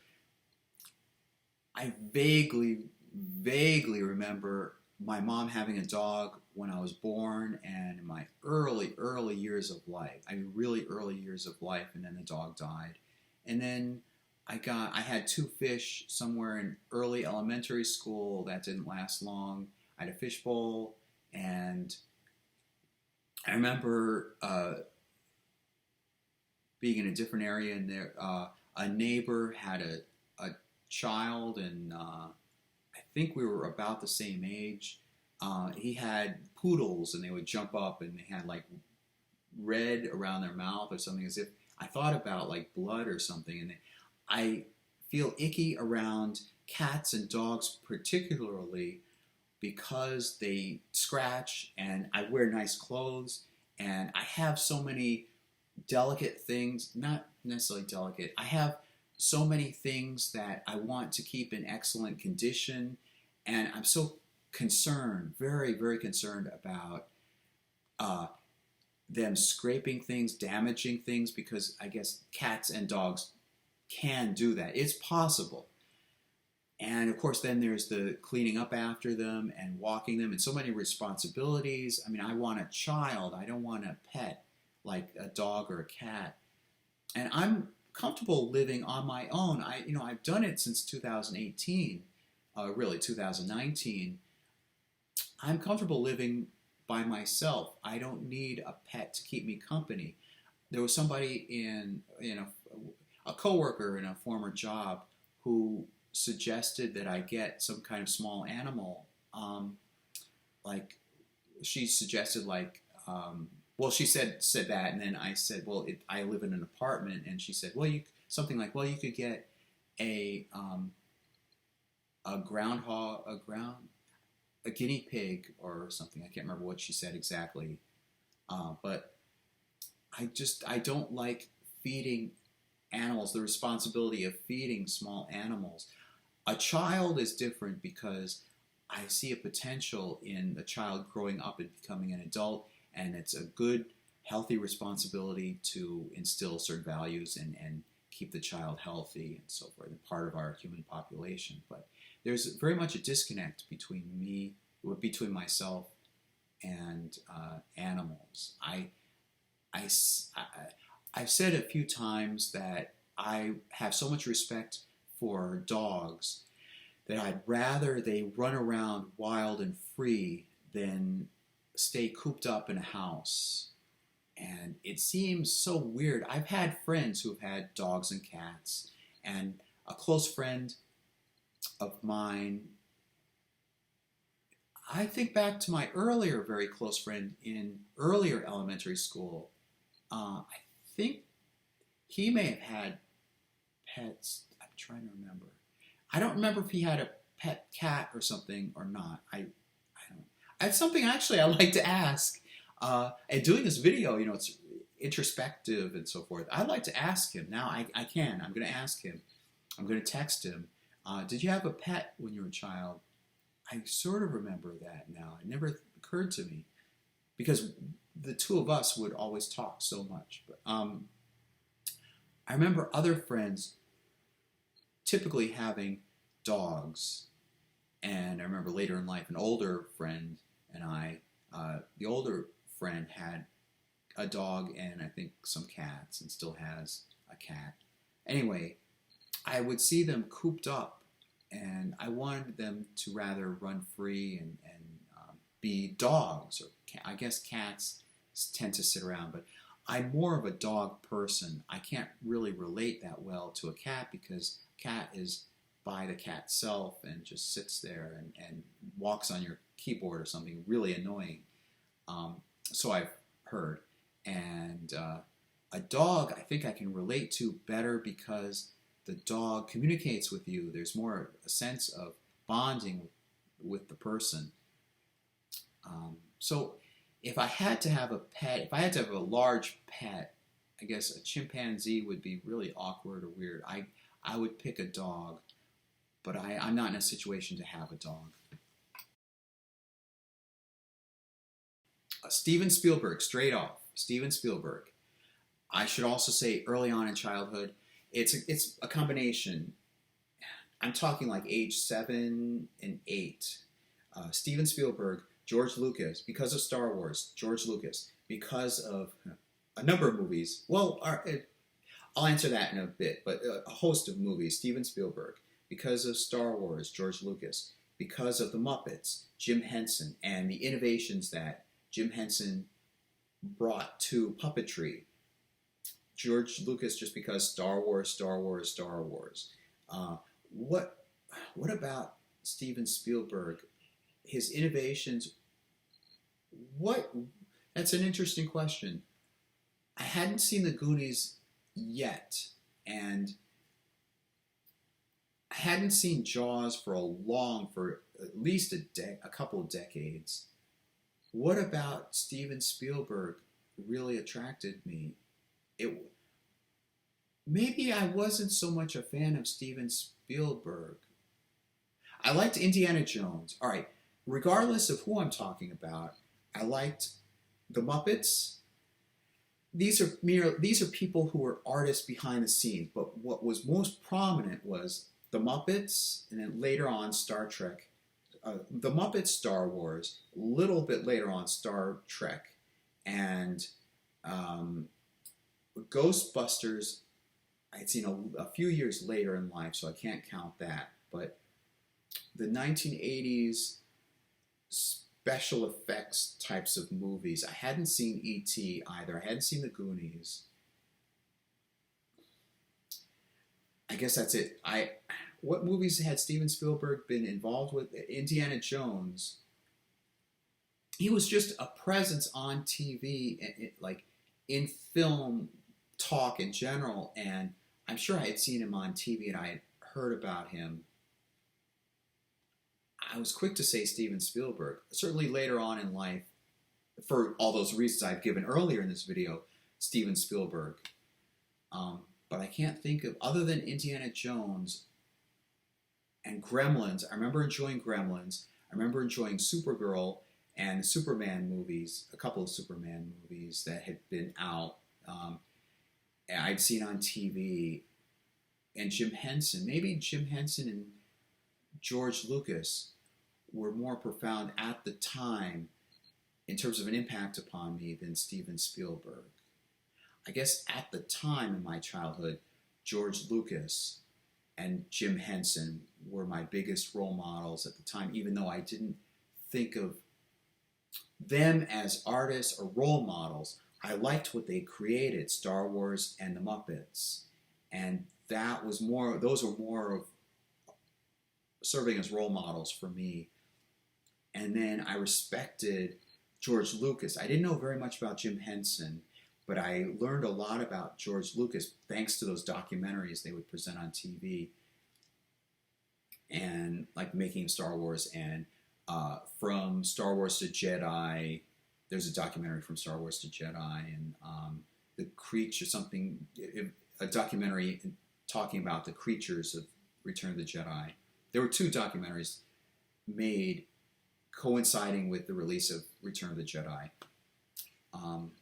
So I respected and I was enthusiastic about what George Lucas was creating and how he went about it. So I guess my early role model, if you could call it that, I don't like to think of myself as following what other people are doing, but George Lucas was somebody that I very much respected as an artist, and I was enthusiastic about what he was doing as an artist.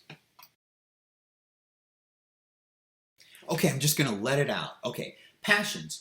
All right, drawing early on in my childhood, and then that evolved into writing very quickly. I was writing stories and Transformers early on, the toy line, very much. Oh, before that, of course, I'm just going to reel off a whole bunch of passions. I never really leave these things as passions. They just remain dormant, I think, or put kind of in the background when other passions come in as I grow older. But they're all passions, so I don't want to leave anything out. All right, early on in childhood, I liked Star Wars very much, and I was passionate about that.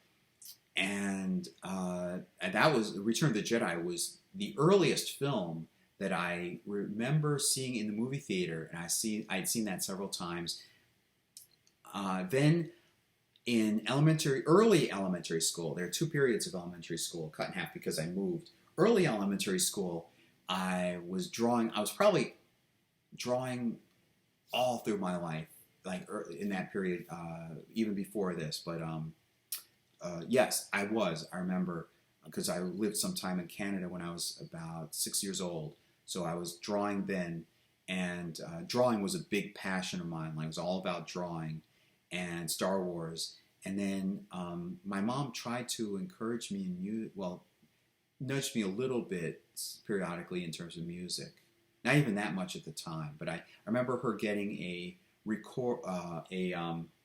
microphone for me. But then writing stories became a big passion, and that coincided in still in that early half of elementary school. I'd say third grade. I became friends with somebody who collected Transformers, and the boys at school collected Transformers, and I was fascinated with Transformers. I became fascinated with Transformers, and I would collect these spiral. I still have them, 2 spiral notebooks, where either I or my mom sitting in the toy store, or occasionally with a friend. I think it was primarily it was at the toy store. Would copy down the paragraphs that you would see in the tech specs of the Transformers toys. The Transformer would have a box, and on the back there would be a tech specs thing. It would have it was a curve going up and down. It would be endurance, rank, courage, firepower, speed, skill, the rest, rank, whatever, skill, whatever. If given the time, I could remember them all in order. Strength, speed, courage, firepower, skill, intelligence, whatever. And then over here would be a paragraph, and it would give the name, which allegiance, Autobot or Decepticon. You can tell I'm passionate, still passionate. Autobot or Decepticon. The function, like communicator or espionage or commander or something.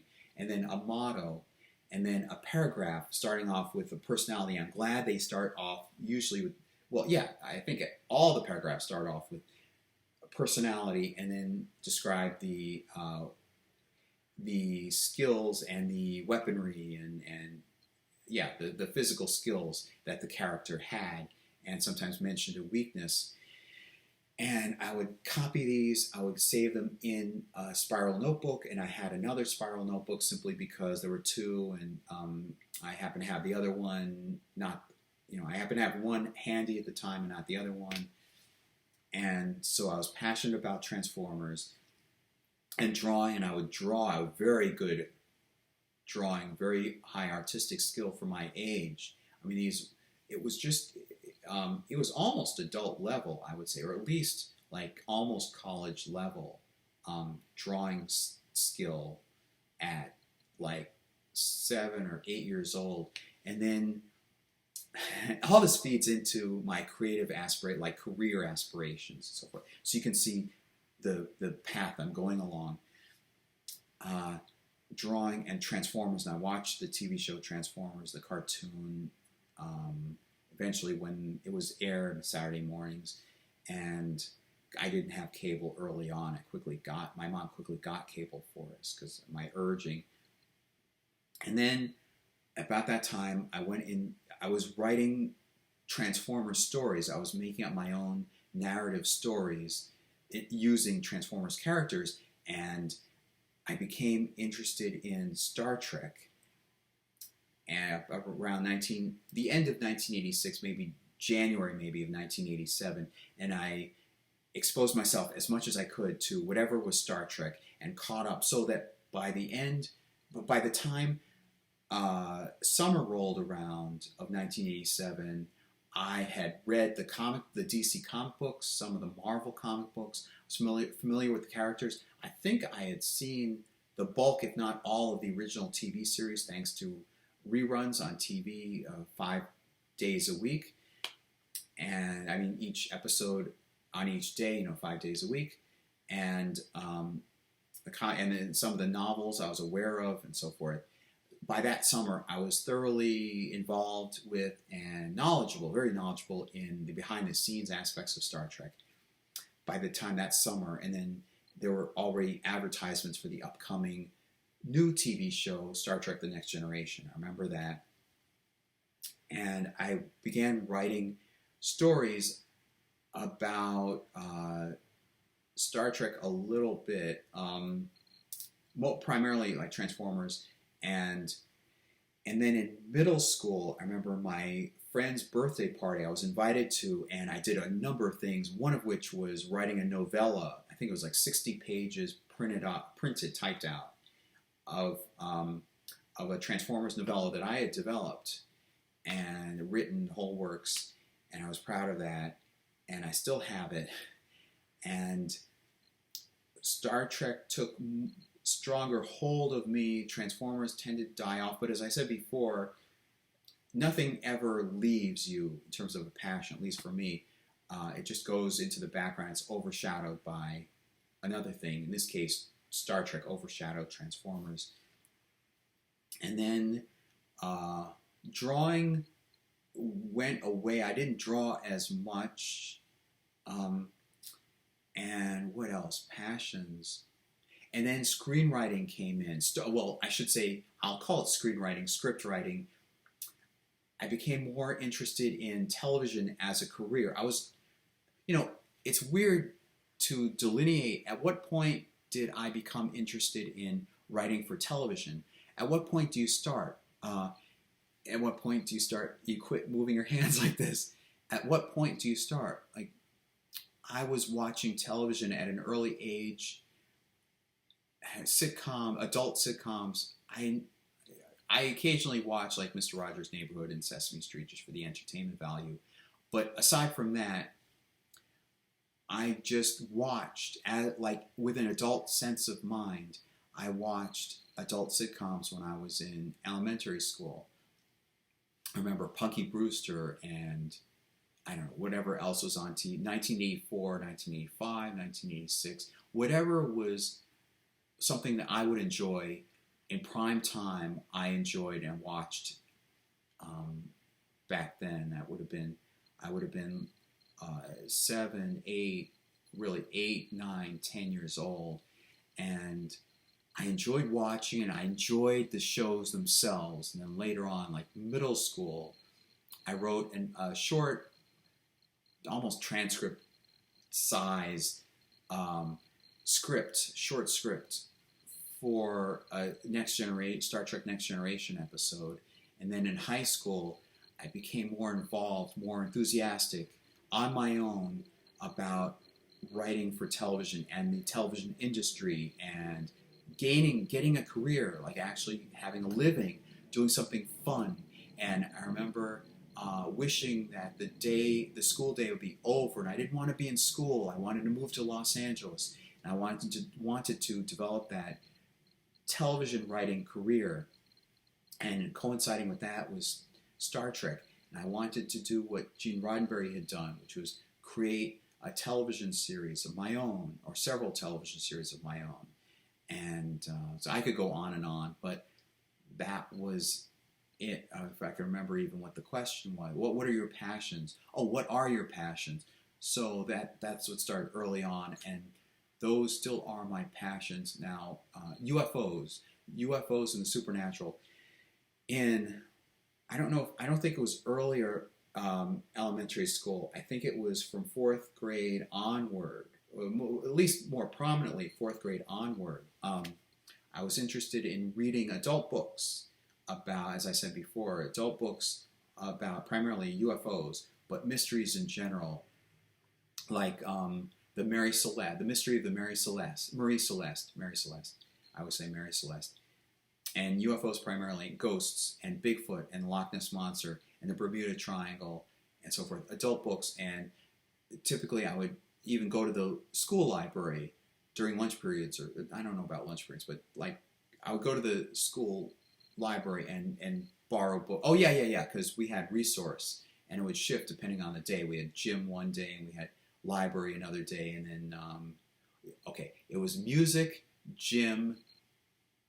Actually, I remembered an acronym, and I told it to my homeroom teacher because she was typically confused as to which day went with what resource class. So I remember Jim likes many animals, so it would have, at least for that year, it would have been gym, library, music,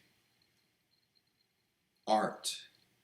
That's 4, and then, I don't know, I guess it would cycle over, so it would fluctuate. But gym, it would be in that order, and I guess Friday we would do gym again, so it wasn't consistently. There are 5 days a week, and there are 4 resource classes, so it would fall out of order it would fall out of synchronization with the week very quickly.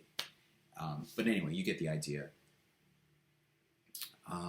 My passions, and that was in high school. I was writing I say screenplays because that's closer to, I was writing speculative episodes of TV shows I enjoyed, spec scripts. And then towards senior year of high school, I thought about writing film scripts. I'm kind of dubbing this down, not using industry terms, just scripts. It would be full-length feature films.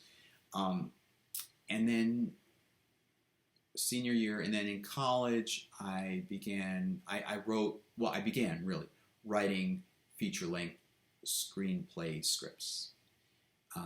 Those are my passions, I guess, that are my strongest, and I'll stick to that. The more apt question is, when was your relationship? I mentioned this before. I've touched on this in an earlier question, but fortunately I haven't had many romantic, I guess that's what the question is asking. I haven't had many romantic relationships, and they haven't gone that far, sadly, except the relationships in my head. I could mention that too.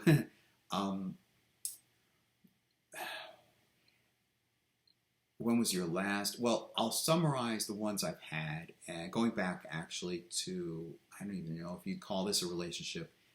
Well, it says something about me. In middle school, I remember a couple of notes, a few times, some people, I don't know whether they were playing around or what, but some girls would pass me, a girl would occasionally pass me a note, would you like to go out with me or something?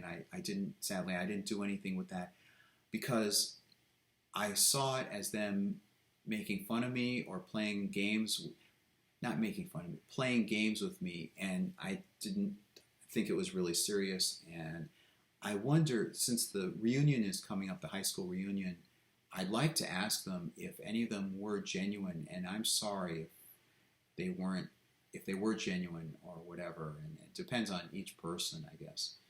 there's one person in particular I had a, I don't want to say a crush on, like she was flirtatious, and she didn't pass me a note, but she made some gestures that were kind of like passing me a note. And I think it was in good fun. I think she was just being a girl and just being fun-loving and active. And I don't think she will, but in the reunion, I hope that she's there so that I can ask her, because I've wanted to. All right, moving past that, senior year began something I hope would go into something further, or at least a nice friendship, and I don't want to delve into that. But I liked being able to share my creative stuff with her, and poetry and so forth, and opening up. After all, these questions are really about eliciting some kind of story about your life. And so in that case, I'm glad that I was able to share with her and make an impact on her. I was able to show what I wanted to do all along in reaching out to her. I wanted to show her what I was really like, and what I enjoyed, and just open up to her. And I'm glad that I did that, and I think she took it that way, and so forth. Then I mentioned that in earlier questions, I mentioned efforts at dating, and they were basically either silence, or if I did meet up with somebody, again, I'm assuming these are romantic relationships in the question. It was conversational for a bit, and we would perhaps become friends for a while, and then drift apart. And sadly, that I don't have much to say. We were on happy terms, and so forth. Okay, back to easier questions. I first notice, I'll be very stereotypical. I'm sorry. I'm being just honest. I'm being open and honest. In terms of attractiveness, physically, I'm a very visual person. So I notice how slender the woman is, like how physically, I don't want to say physically, how slender the woman is, how fancy the outfit is on the woman, all together, the look of the woman. I'm attracted towards femininity, so I'm attracted to either short, like pixie-looking women, or somewhat like tall, normal height. I like shoulder-length hair. Again, I'm just being open. Shoulder-length hair. I tend towards blondes. I'm thinking of Madonna again, like what attracts me to her. And then almost immediately the woman will exhibit how she is, and I'm attracted. I notice open people, like I said before, this flirtatious, rambunctious, lively girl I knew in middle school, and we were in the same high school together. And I never made any overtures towards her, but I was sort of attracted to her, and blondness, and she was blonde, and I remember I have an attraction towards mermaids, and I remember a girl in high school having it reminded me of Madison's blonde hair in the movie Splash, and I was attracted towards that. And if the person is open and genuinely like warm, compassionate, curious about me, I notice those things. I become I am naturally attracted to those things. And I guess that's it. Oh, gee willikers, let me guess. It's Madonna. But let me actually, it just in clicking on that record button, I was thinking I could also mention the earlier celebrity crushes I've had. I do have other crushes. I have had other celebrity crushes too, but for the reasons I mentioned before, Madonna, Madonna, Madonna. And it sounds like ad nauseum. And actually, if I were dating in one of those fantasies, I thought I want to date someone Jewish. She's not Jewish. She was interested in Kabbalah. She studied Kabbalah, but I don't think she's as attached to Kabbalah as somebody else.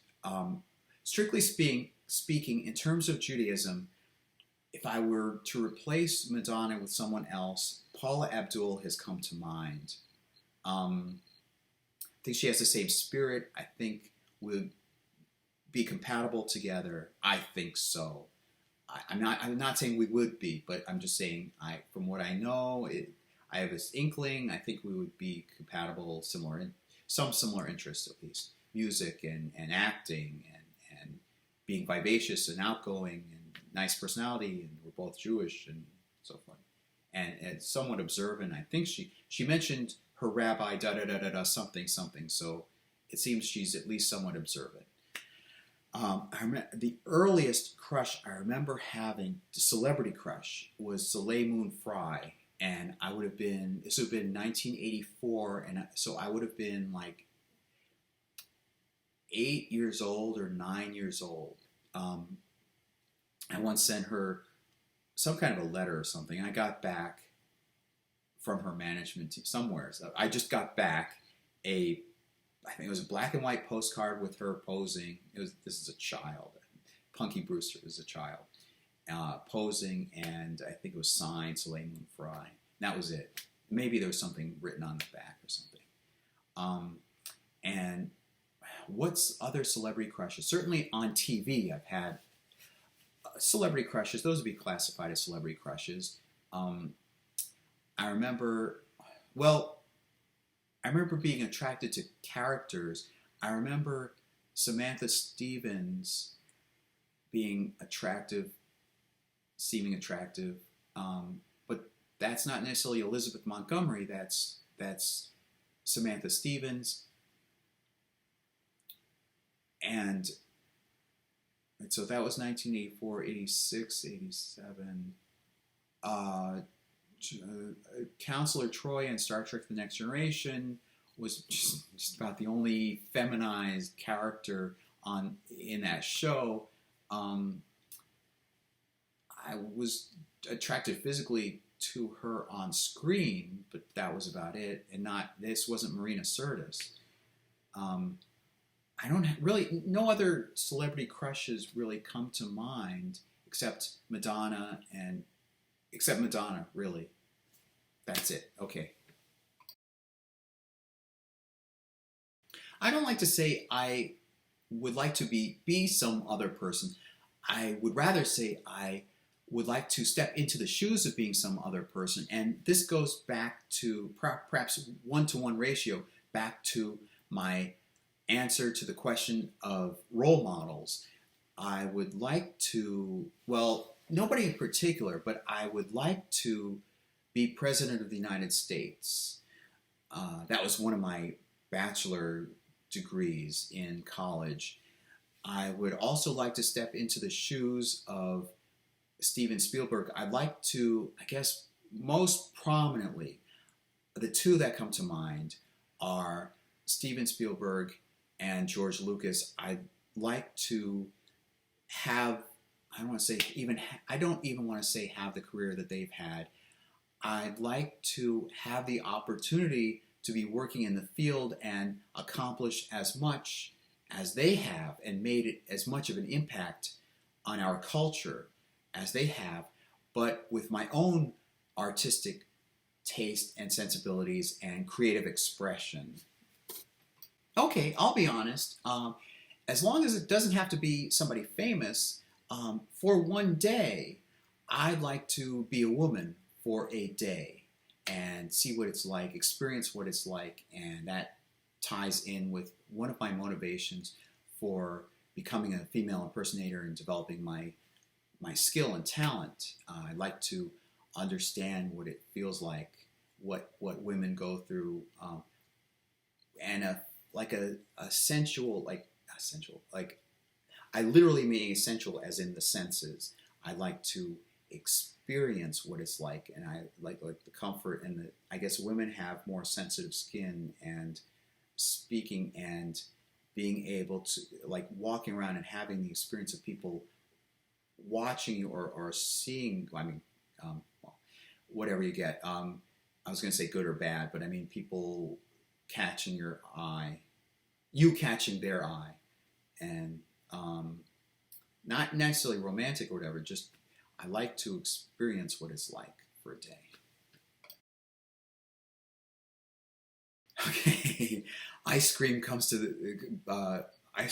mind. I'm very much a chocoholic. Oh, not a chocoholic, but I love chocolate.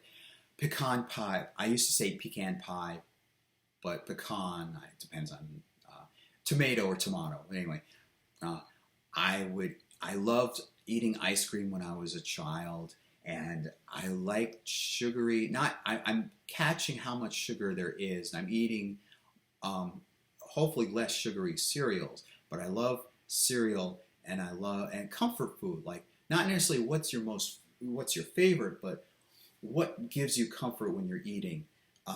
I like the succulent, very tasty skin, not necessarily the meat on a chicken, but when you have like a rotisserie chicken and you have very seasoned, very succulent, very strong tastes in the skin. I like to rip the skin off. And I like to chew on the skin if it's a very strong taste. I have very strong taste buds. I have very much a sweet tooth, and I like ice cream. I mean, if my weight weren't a concern or whatever, just comfort food. I like ice cream, especially if it's chocolate. I just like chocolate and dark chocolate, not white. I remember some radio psychologist. There's Dr. Laura Schlesinger and Dr. Laura Brown. Remember Dr. Laura Brown saying, being suspicious in a comical way. She said something that she was suspicious of people who preferred white chocolate to dark chocolate. It's just funny. Dark chocolate and the skin off of rotisserie chicken and ice cream and cereal, especially sugary cereals and sweetened things, and let me see, drinks, sodas. I enjoy, especially the ones that aren't don't taste artificial. They just taste sweet. Like I remember Orange Crush. I had a crush on Orange Crush as a child, and Grape Crush. And then later on, they came up with Apple Crush. It took them decades, apparently, to come up with Apple Crush. But I'm a Pepsi person as opposed to a Coca-Cola person. I don't drink those now. What I do eat now, I guess for comfort food, isn't that much because I'm sticking to drinking more water and eating canned vegetables and sometimes carrots and bread. I've gotten back to, or I should say, I've returned to eating whole grain bread, not white bread, but whole grain bread because it's healthier and it builds up fiber and so forth. And I'm trying to reduce this waistline. And how cruel could this question be? Comfort food, and you're within the same video as you're also talking about weight.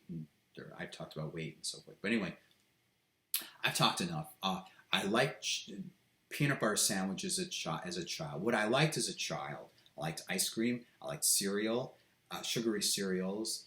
I loved S'mores Crunch cereal, and I loved peanut butter sandwiches. Sometimes peanut butter and jelly if I had that. Usually I have peanut butter sandwiches, dark chocolate, chocolate peanut, and chocolate peanut butter too. I like that. I guess that's it. On to the next question. Okay, my first favorite thing about dating, I mean, when I say hypothetically, if I go on a date, the first thing I enjoy is the notion that there's someone who looks forward to meeting me, that means very much to me. And wondering what she looks like, immediately I usually can't really see what the well, actually, I guess on dating apps they do give you a profile, like what the person looks like. So I'm thinking about what she looks like, and I'm very glad and very very glad that there's somebody thinking about me and anticipating meeting me. And then when we meet and we talk, I'm looking forward to talking with her and learning about her to see if we are a good match. Not just to see if we're a good match, but learning more about her. And I wish that would come out more in moments when I've been matched with somebody and we were both given phone numbers and I talk with her and then she asks, so what do you do for a living? Where do you live? And it feels like I'm being cross-examined, and it's a very uncomfortable feeling, and I haven't really had, I guess I shouldn't say I haven't had any experiences where it's been an actual date, but I feel as though they've been rare, at the very least, and I haven't really had time, like on a date, to experience talking with somebody and getting to know them, like a man and a woman, talking with them. I've had experiences like that with women who are already spoken for, or married, or whatever. So I guess there's that. You mean pet peeves in general? Or you mean pet peeves about dating, or do you mean pet peeves in general? I can talk about. All right. Well, let's get pet peeves about dating right off the bat. Taking care of right off the bat. I don't like when a woman is quiet and just doesn't say much, and it's like pulling teeth. Same thing with profiles. Not just meeting a woman, but like or being on a date, but being on dating profiles when a woman has this lively picture, like she's out in the sun or she has sunglasses or something. And then you read the profile, and I'm being, what's the right word? I'm putting myself in her shoes because I don't like getting messages that hardly say much.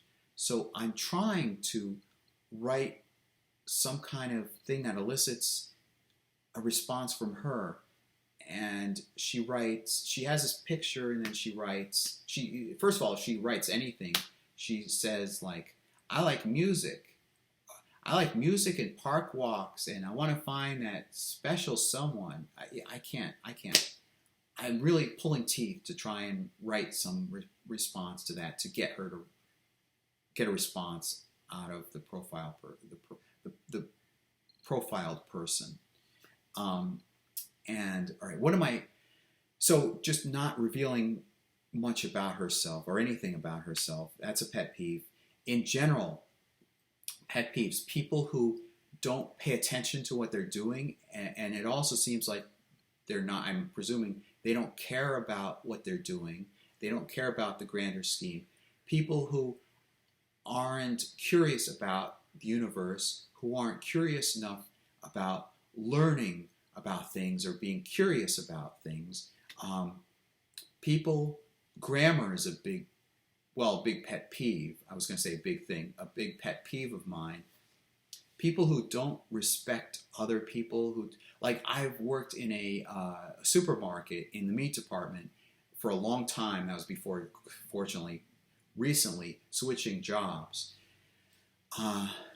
And they would just haphazardly just leave stuff. I mentioned several times that to coworkers that when I was 7 or 8, you remember, those of you who are older, about my age or something, you remember those toy stores? Remember back when they had toy stores, those rods that would stick out, and then you would have, like, for example, Kenner Star Wars action figures that'd be on a card, and those very good memories of when they actually paid attention to toys and accuracy and so forth. and name brands and so forth. The card would be stuck on a rod, and there would be several different rods on the wall. And even at 7 or 8 years old, even with Transformers or something, I paid enough attention. I respected the store enough to not only put it back where I found it somewhere in that section, but stick it back on the same rod. If I took it out from behind a few other ones, where there were other ones on the rod but in front of it, I would take those off and then put it back in the same order that I found it in. And that's part of being respectful and paying attention to things. It all gels together. Being respectful and being curious and putting things back where you found them. And grammar, using good grammar. I don't consider myself like a member of the grammar police, but I respect myself in the sense that I use language as a form of communication, not just literal communication, but a means of expression, mental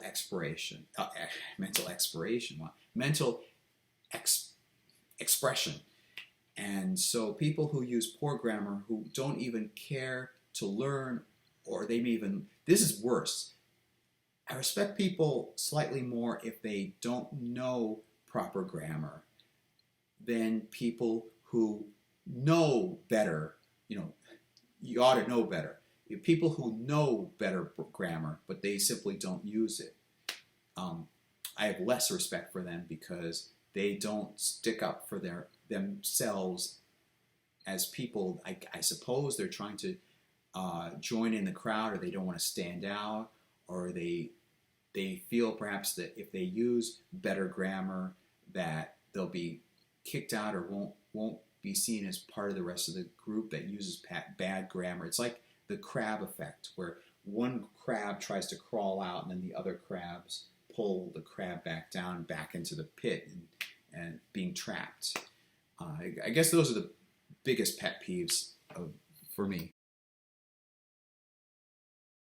Oh, you're asking somebody who went to college and couldn't decide between these two fields of interest. So I'm someone who got a bachelor's degree in television, radio, film, production, writing, so forth, and somebody interested in politics. And you're talking to somebody who, in somewhere between like junior and senior year, I can date it to 1992, the presidential campaign, eventually the debates and onward. Wanted to go into politics and become president of the United States. Run for president, run for governor. I saw gubernatorialship as a means to the presidency. 1600 Pennsylvania Avenue. I knew all that. What was the question again?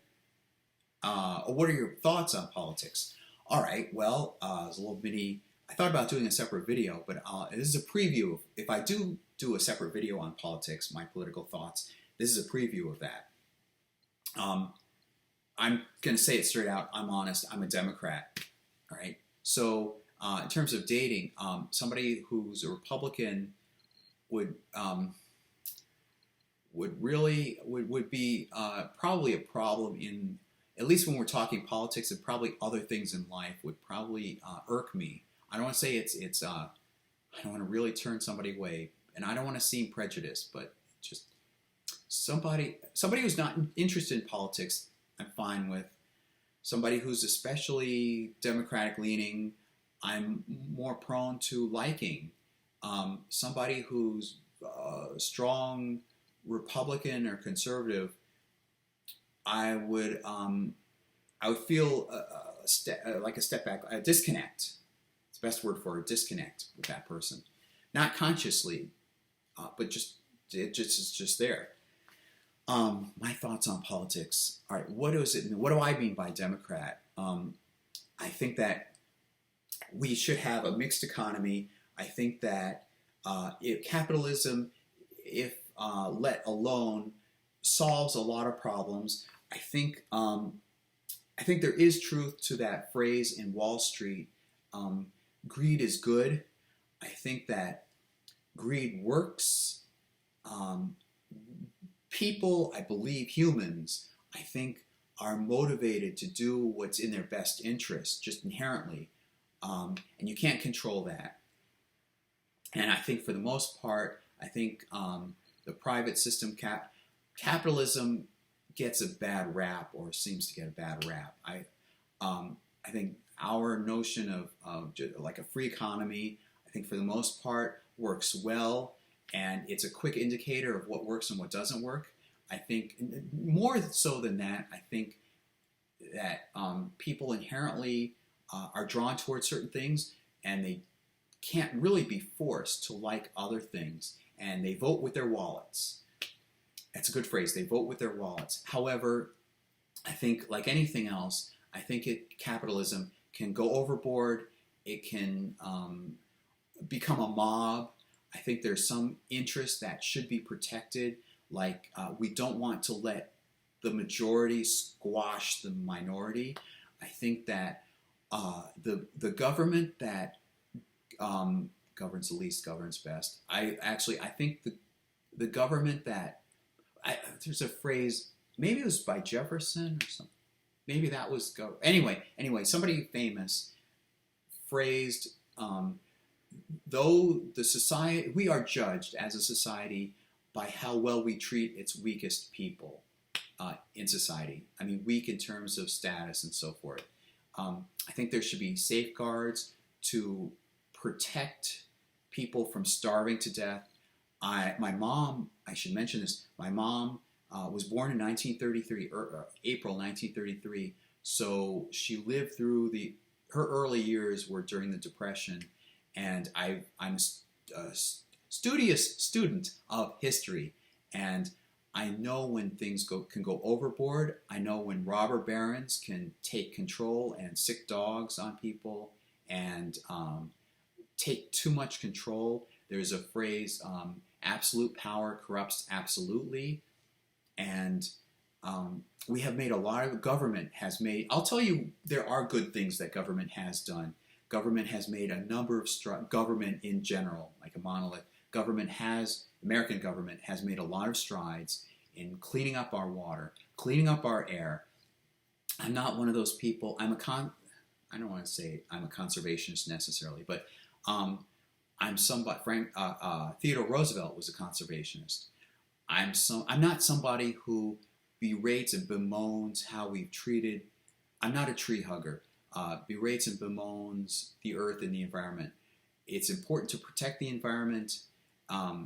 We can't live without trees, of course. We can't live without fresh air. We have to be careful of that. We have to monitor that because I think businesses left to their own devices will pollute the water and not care anything beyond making a profit and easing, lowering costs to themselves. And government should step in to say, hey, I know your only interest is in making a profit and cutting costs, but there's a societal concern here.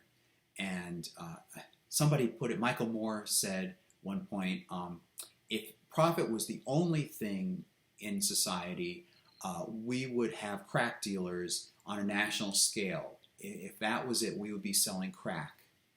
There's a societal concern we have about people's health, about the health of the environment, and the two go together. I came up when I was devising my platform for running for president and even running for governor. I listed some primary things I wanted to accomplish. I saw the era of Star Trek depicted, future depicted in Star Trek as being an ideal to move towards and to urge and coax as much as I could as president. And all right, getting back to politics, I see education as supremely important. I see education, I would have not just funneled money into it, but actively worked to innovate ideas like John Kennedy did earlier on. Active ideas, not just to throw money at it, but to develop it. Education is primary. I see overall these factors are the things I consider as investing in our future. Education, so that we have a more educated workforce, not just workforce, but more educated people, more educated society, so that they can vote more smartly, better, vote with a better education, a better sense of history, and so forth. And investing in technology that would go towards military, for one, not just to wage war. I would, first of all, I would limit war, the number of overseas conflicts. I would be aware and even pull out if it seems that our nation is straining its resources in terms of warfare, because I know in the past that's really screwed us over. And I would be very careful about where we get involved in terms of combat. I would have an end goal in mind. I wouldn't just, like Vietnam, I think tortured us as a nation, socially, emotionally, if you could say that, emotionally tortured us as a nation. I would go in with an end result in mind, like what are our goals? What do we hope to accomplish? What if we aren't doing those? When do we pull out? I would support our allies. I would invest in technology in general, for medicine, for the military, so that we don't have to be beholden to other countries, for example, for oil and natural resources. I would think of alternatives, and I would boost up our own economy. Maybe that would hurt our economy internationally. I don't know. I could see that happening. But if that weren't a factor, I would want to boost our economy. I would want to cut the deficit, cut into the debt as much as possible. And I want us to have a debt-free nation, no anchors, no well, I don't want to say no obligations to prior generations. You know what I mean, like no problems that we're sending on to future generations, or perpetuating bad things to future generations. It's like a family, it's like a childhood, growing up to adulthood, and then having a child, him or herself. You don't want to pass on your own problems to your children. So primarily, it's education and technology and funneling that into peaceful space exploration and science, and the military. Inevitably, the military will get to it, but military in good constructive means, so that we don't have to risk our own people. And I'm very conscious of the movie First Blood. It's commonly called Rambo, but the actual title is First Blood. It's based on a novel by David Morrell, and it's about somebody who suffered PTSD, and it's only 7 years. He says, the Rambo says he has had nightmares for 7 years. I don't want anybody to go through that. I want to be very careful about anybody we send overseas. Certainly aware that there are people who are gung-ho, who are eager to serve their country, so forth. What else? An educated populace. I think those, okay, I could prolong this, but I'll save that for future politics video.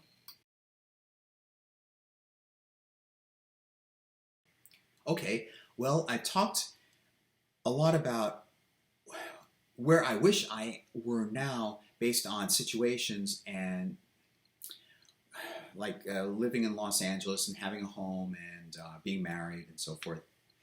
But one thing I could control that I wish were different about myself is losing that 30 or 40 pounds. That would go a long way towards my health. I think I'm quite healthy. I know I'm quite healthy. When I've been in the hospital, I've had a normal heart rate, no weird problems except for a stroke that one time was due to a blood clot. People call it a stroke. What happened was it was a blood clot that for a moment clotted enough to cut off signals to this part of the body, blood to the left arm and left leg. I just like to lose those pounds and be more physically fit.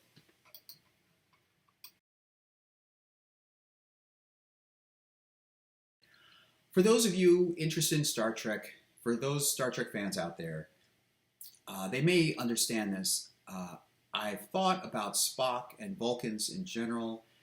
It's not that in Star Trek lore, in the Star Trek universe, it's not that Vulcans don't have emotions. It's that they've learned to channel their emotions. There's a question about that, like in terms of Darwinism, over a period of several generations, if you find having rationality and logic over emotions more desirable in a mate, then would the emotional capabilities weaken over the generations? I mean, that's it's basically basic Darwinism. But it's been so. I think that's the more realistic thing. Anyway, all right, that's getting off on a tangent. It's Vulcans in Star Trek have learned to channel their emotions. Myself, I think that I guess for most, it's hard to differentiate because, all right, I'll use a lot of hand gestures in here. As you might see, I'm not very expressive, I guess, with my face, at least talking in front of a camera with nobody in front of me. I channel the two together. I'm very passionate. That's why I like the word passionate over emotional.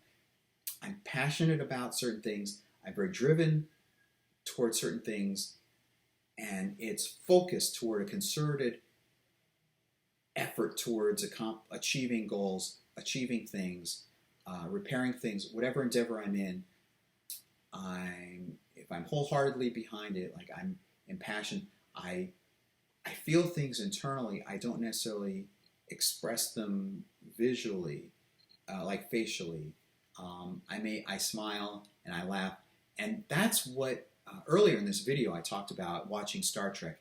And if you were to see me watching like Star Trek: The Next Generation, watching a new episode or film or something of Star Trek, I would look like somebody watching a sports game.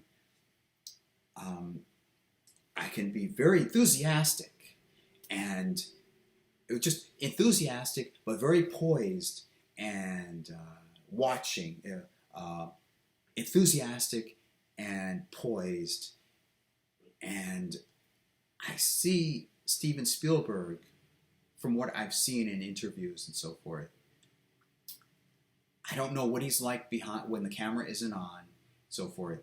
I see Steven Spielberg as perhaps, I see him as being like that, where he's not just laughing like superficially, but I suspect, at least in my case, I suspect that the more genuine and the more wholehearted, the deeper the passion, the less you show superficially.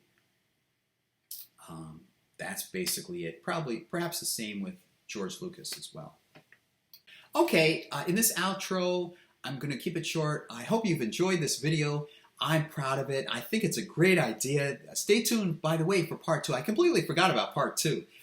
There are some questions. I'm going to load some more questions in about what I am looking for in someone. Again, this is what I would call a mock dating video, as if you were watching this, in a dating company, and they pull out a video cassette and they watch somebody interviewed being asked questions about himself and what he's looking for in a woman. So this is part 1. In part 2, I'm going to be doing the same setup, the same format, but I'm going to be answering interesting questions about what type of woman I'm looking for. I was going to say what ideal, but I shouldn't say that. What type of, in some sense, yeah, ideal woman I'm looking for. We all shoot high. I think I like to think many of us shoot high. So if you like this, I'm glad that this also let me share my own personal thoughts and experiences and open up more instead of explaining concepts about the universe, which I also enjoy, and sharing my creativity. I opened up a lot, and I hope people who do know me personally, I hope, like for example, classmates and so forth, I hope they're watching. And with that high school reunion coming up, it's going to be the 30th high school reunion. I'm looking forward to experiencing weather. They have seen my YouTube channel, and they've learned a lot about me from it. And in any event, it gave me a great opportunity to talk about myself a lot more and delve into myself a lot more. So look forward to part 2. And if you enjoy this channel in general, the content here, please consider subscribing. It's that simple as that subscribe button. And certainly like this video. And I'll see you next time. Bye.